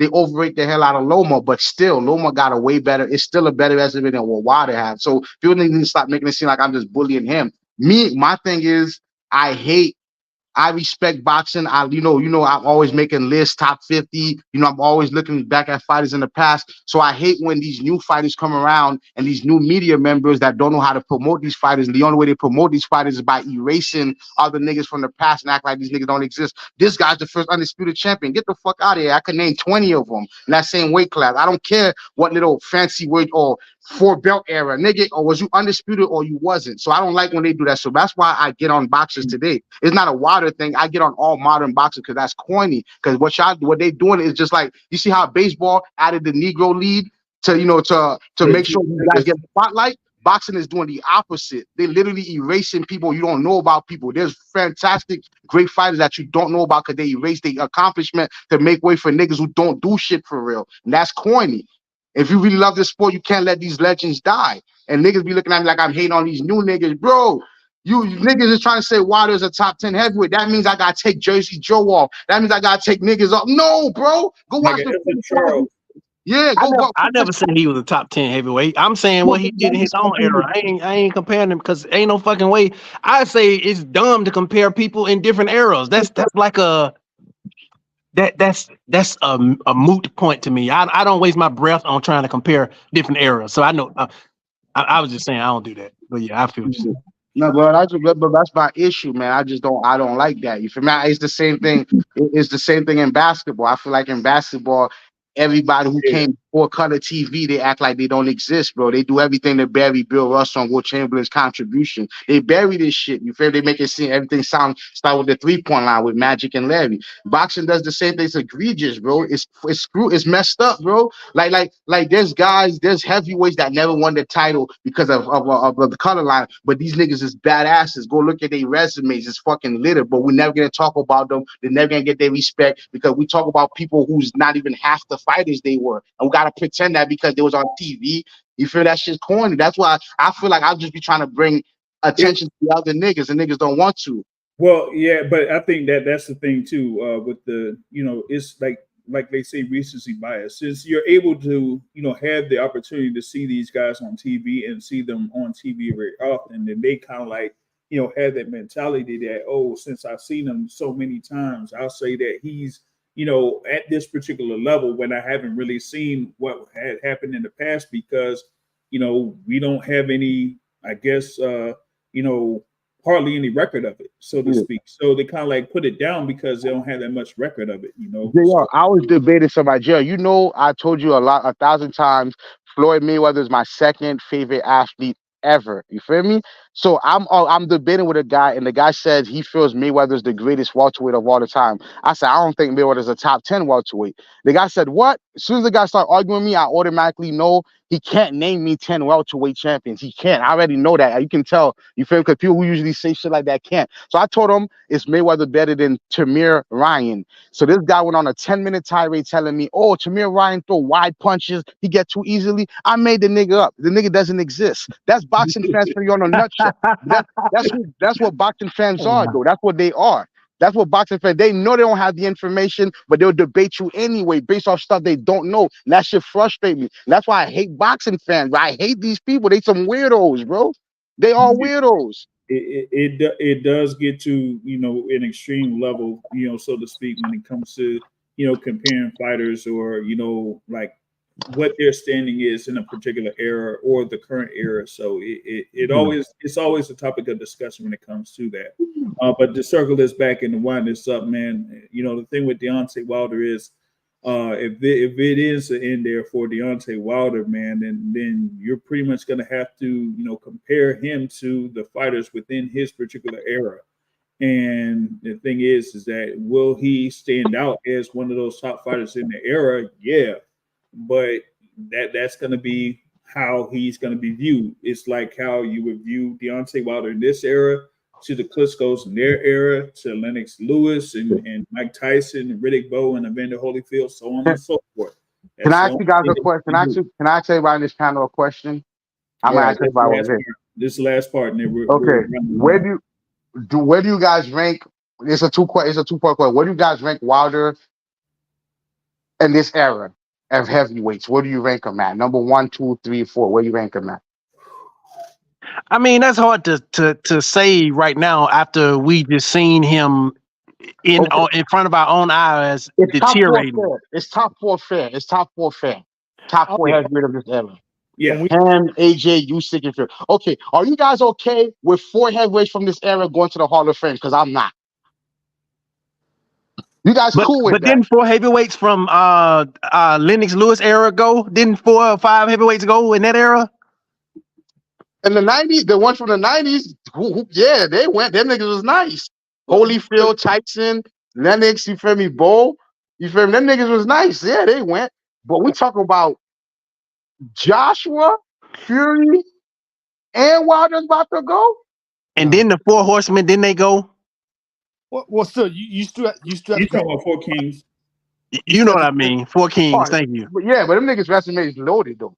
Yeah. All I'm saying is we're saying eras. These are different eras, and in eras, for what they did in their era, they got to go. That's just how it is. Like, yeah, Wilder is not a great fighter compared to fighters of old, because you've seen fighters of old be traditional boxers, you've seen them be brawlers, you've seen them to be a full complete package. But for what Wilder, for what he did not have, the least of what he had, he made the most out of what he had when he was able to do it. And then once he was not able to do it, he wasn't able to do it. Academic, what would be your case for Anthony Joshua making the Hall of Fame if you think he is? I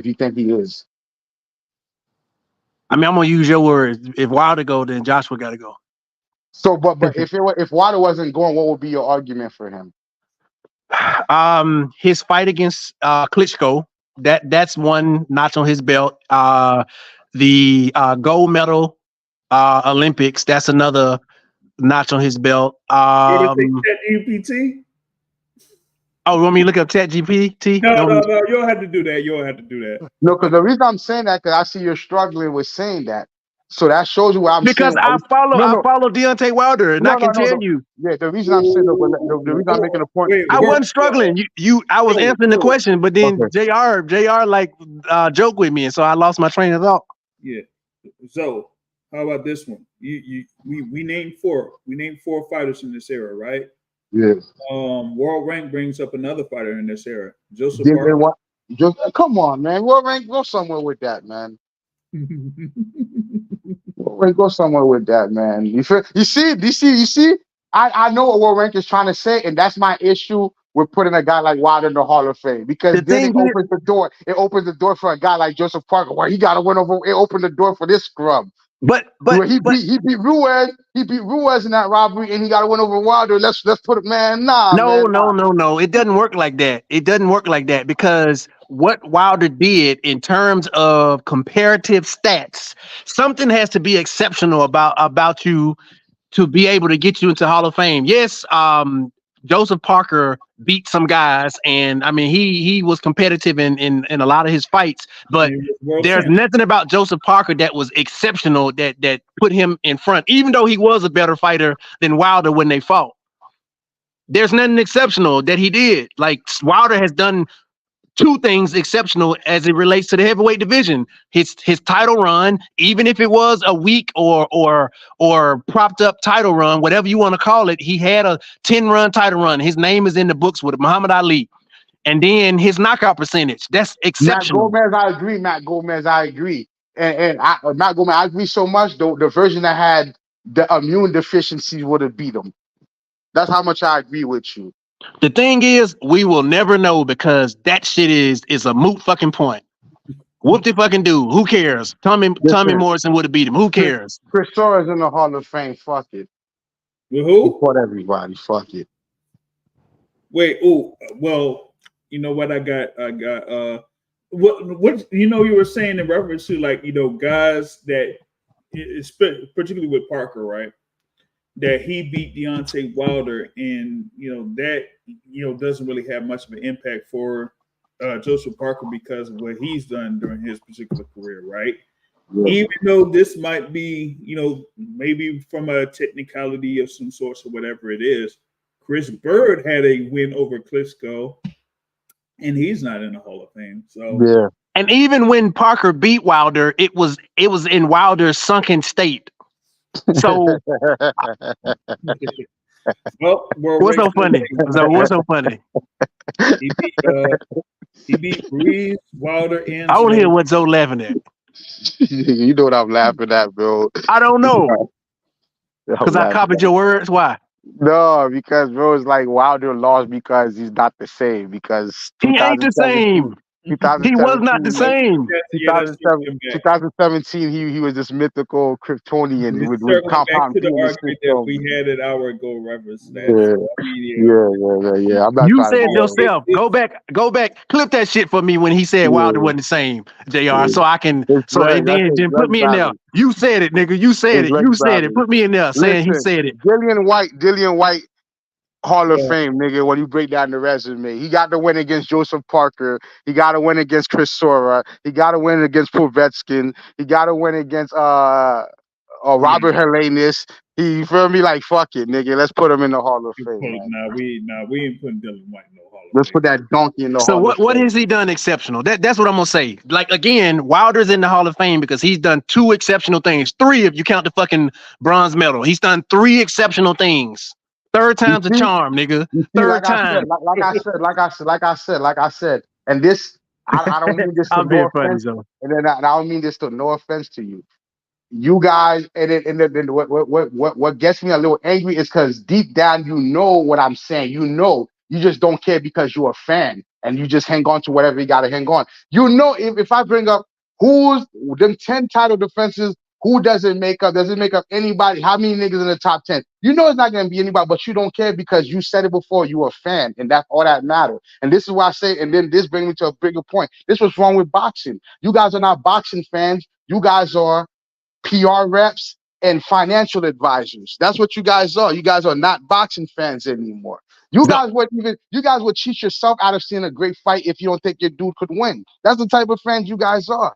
So all I'm simply saying is it doesn't matter who Deontay Wilder beat. Deontay Wilder had 10 fucking title defenses. But you say it doesn't matter. You just verify what I'm saying. Okay, it matters. It matters. It matters in terms of if you compare him against his contemporaries. Yes, it matters then. But in terms of when his career is over, in terms of just you know, with the ACT or something, the SAT, you got to get so many right. But once you get so many right, it don't fucking matter. It don't matter if you make a 75 or 100. As long as you make the fucking 75, it don't really matter. Like, yes, it matters to where you can be like, oh, I made 100 on the SAT, but at some point it don't fucking matter. He got 10 fucking title defenses. That is exceptional. He got 95% knockout ratio or 98% knockout ratio in the fights he's won. That's exceptional. He got a bronze fucking medal. That is exceptional. Context be damn. I understand. That's what fans do. When you're a super fan, that's what you do. You ignore context because context hurts your feelings and it hurts your case, so ignore. That's what you do when you're a super fan. And that shit's corny, but whatever. Everybody can't be boxing fans. We know that. Everybody can't be boxing fans. I'm not saying that it's not infallible. I'm saying that it is subjective. Sure, you are valid in what you're saying. So I'm not saying that you ain't valid in what you're saying. But I'm not. Oh, he left. Damn, Zoe. Yeah, he's like he don't want to hear this shit no more. I got you. I told the nigga he was right. He was like, man, fuck you. That's what he said. Damn, Zoe. Like, come on, man. You know. All right, Zoe, you right. Like but said, guess what? You subjective. This shit's subjective. It's subjective. It's comparative. Like I'll bring it up here again. Like we got 2 guys within the same era that will kind of like have the similar resume. Is that you have Wilder, you have Golovkin. They had like multiple title defenses or whatever it is. So we'll see how they're viewed when it comes to the media. But it's going to be interesting. They ain't going to pretty much be, leaving the game around the same time.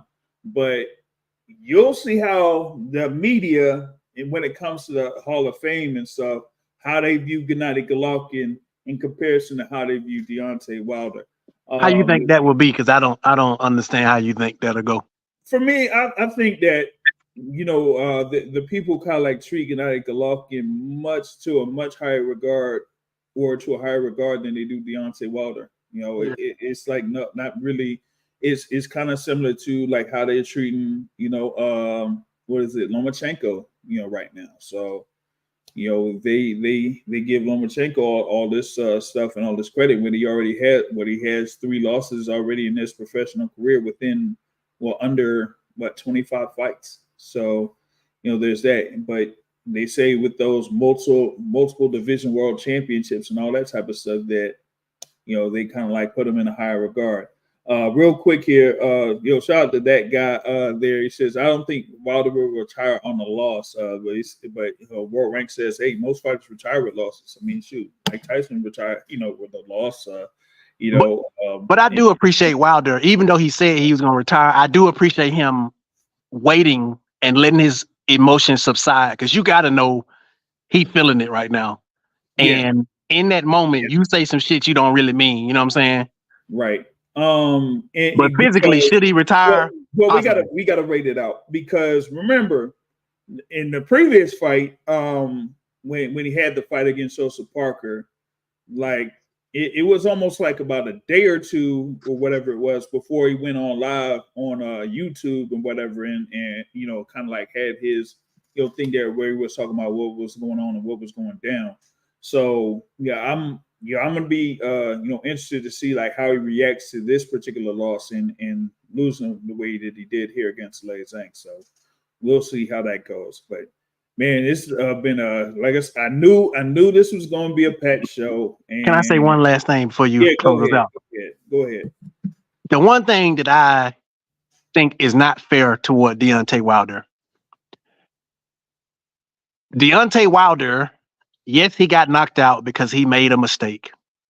And that is what it is, right? Like, but I'm not saying it was a competitive fight, but he wasn't like getting blown out in the fight. He was doing what he was supposed to do until he made a fucking mistake. He was keeping Zhang off of him. Zhang didn't really land no big punches until he made a dumb mistake. Was it probably inevitable? Yes, it probably was inevitable, but it wasn't like this whitewash that everybody's trying to say that it happened. Did it happen like that? Did he get knocked out for spinning the shit that somebody said he practiced in training camp or something? But I don't know. Do you think he was getting just like washed?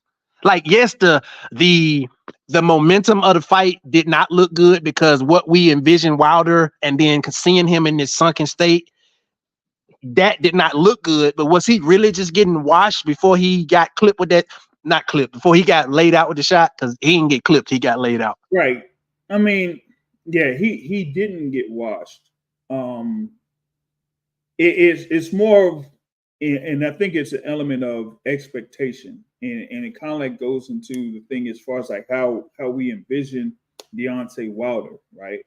And it's like we expected or expect Deontay Wilder to, probably defeat someone with the I guess the dimensions or the style of Zhilei Zhang when it comes to like his overall speed and where he's at is in his particular career is so that, in a sense, with him being at 41 years old, very advanced there when it comes to, overall mileage or whatnot. But with, what we've seen over these past couple of fights, like it's like we won't see, like we said earlier, we won't see that version of Deontay Wilder that we saw in those Fury fights. Even whatever happened in the second fight that may have taken a lot out of Wilder. In the third fight against Tyson Fury, you've seen the competitiveness still there within Deontay Wilder to the very end. Like he didn't give up. He was still trying. He was still making the effort and all that type of stuff, where it showed like his toughness and his willingness to fight. Over these past couple of fights, you haven't seen that willingness, man. You just haven't. And so, with that being said, man, can you pull up Matt Gomez comment so I can what you're saying, JR? Feel good about myself. He lost his 30%, yeah. Zhang beat a 30% Wilder. Matt Gomez, that man got court vision. That's all I can say. I can't speak on the percentage, but this ain't the same Wilder. It wasn't the same Wilder. It wasn't the same Wilder mentally. It wasn't the same Wilder physically. It wasn't the same Wilder with being able to deliver what he delivers that makes him exceptional. It was not the same Wilder. Mm-hmm. And that's what it is. People can say, like, I just don't like, yes, he got knocked out, but I don't know. People gonna say I'm making excuses. It wasn't the same Wilder. It was bound to happen because Father Time is undefeated, but that was not the same Wilder. Yo, go ahead, Terrell. No, I just once again just stating the fact that Wilder has lost his fire. That's what it boils down to, and that was evident in the ring and evident in his last few performances. He just didn't have that same fire, that same hunger, right? So he's done. That's all it is. He's done. Yep. Thank you for his body of work. Thank you. A World Rank says it can't lose to a 41-year-old and think he's going to make noise again. That pretty much just sums it up.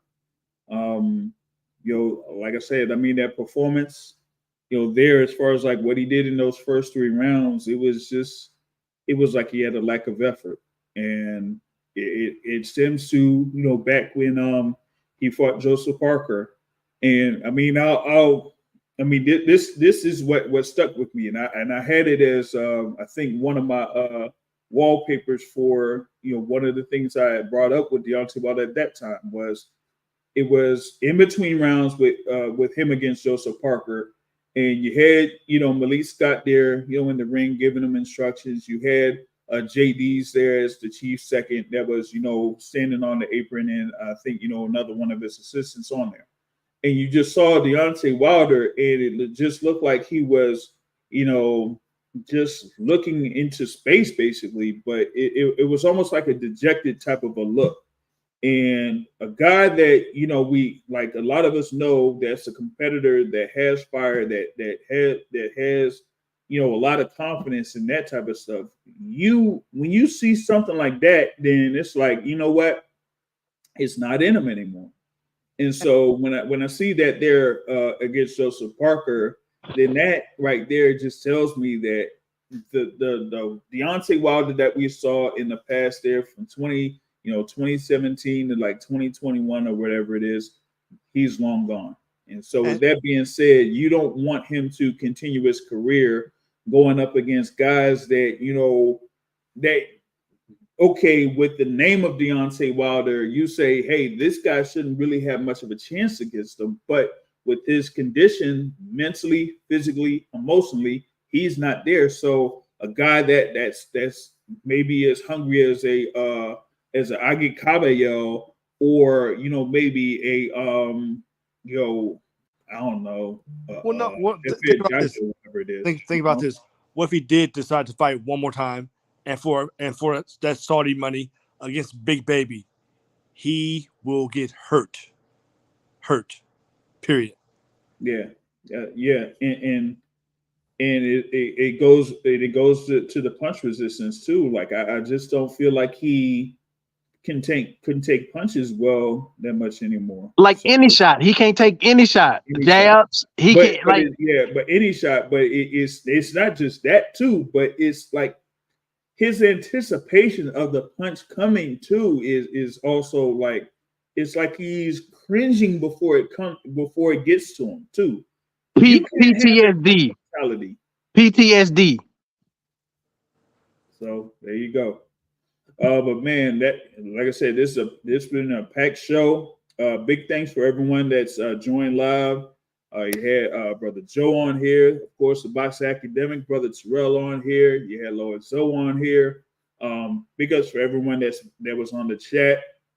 Matt Gomez, Martin King Boxer World Rank.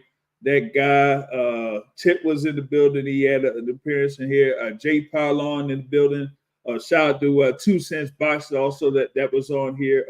Shout out to you, man. But big ups for everyone that's joined in. If you can, just hit the like button. Also hit the share button for be able to share this conversation with other people. We appreciate it here on the Boxing Source. We're gonna have more content here for you on Instagram right now. We do have a conversation there with Elijah Pierce, contender there at 122 pounds. He does have an upcoming bout June 28th on OTX8. That will be on the zone there. So y'all be sure to check that out. And we're going to have more content here for you here on the Boxing Source. And like I said at the end of every show, folks, Corner Boxing is hit, not get hit, not to send and trade. On that note, I'm out. Peace, everybody. Later.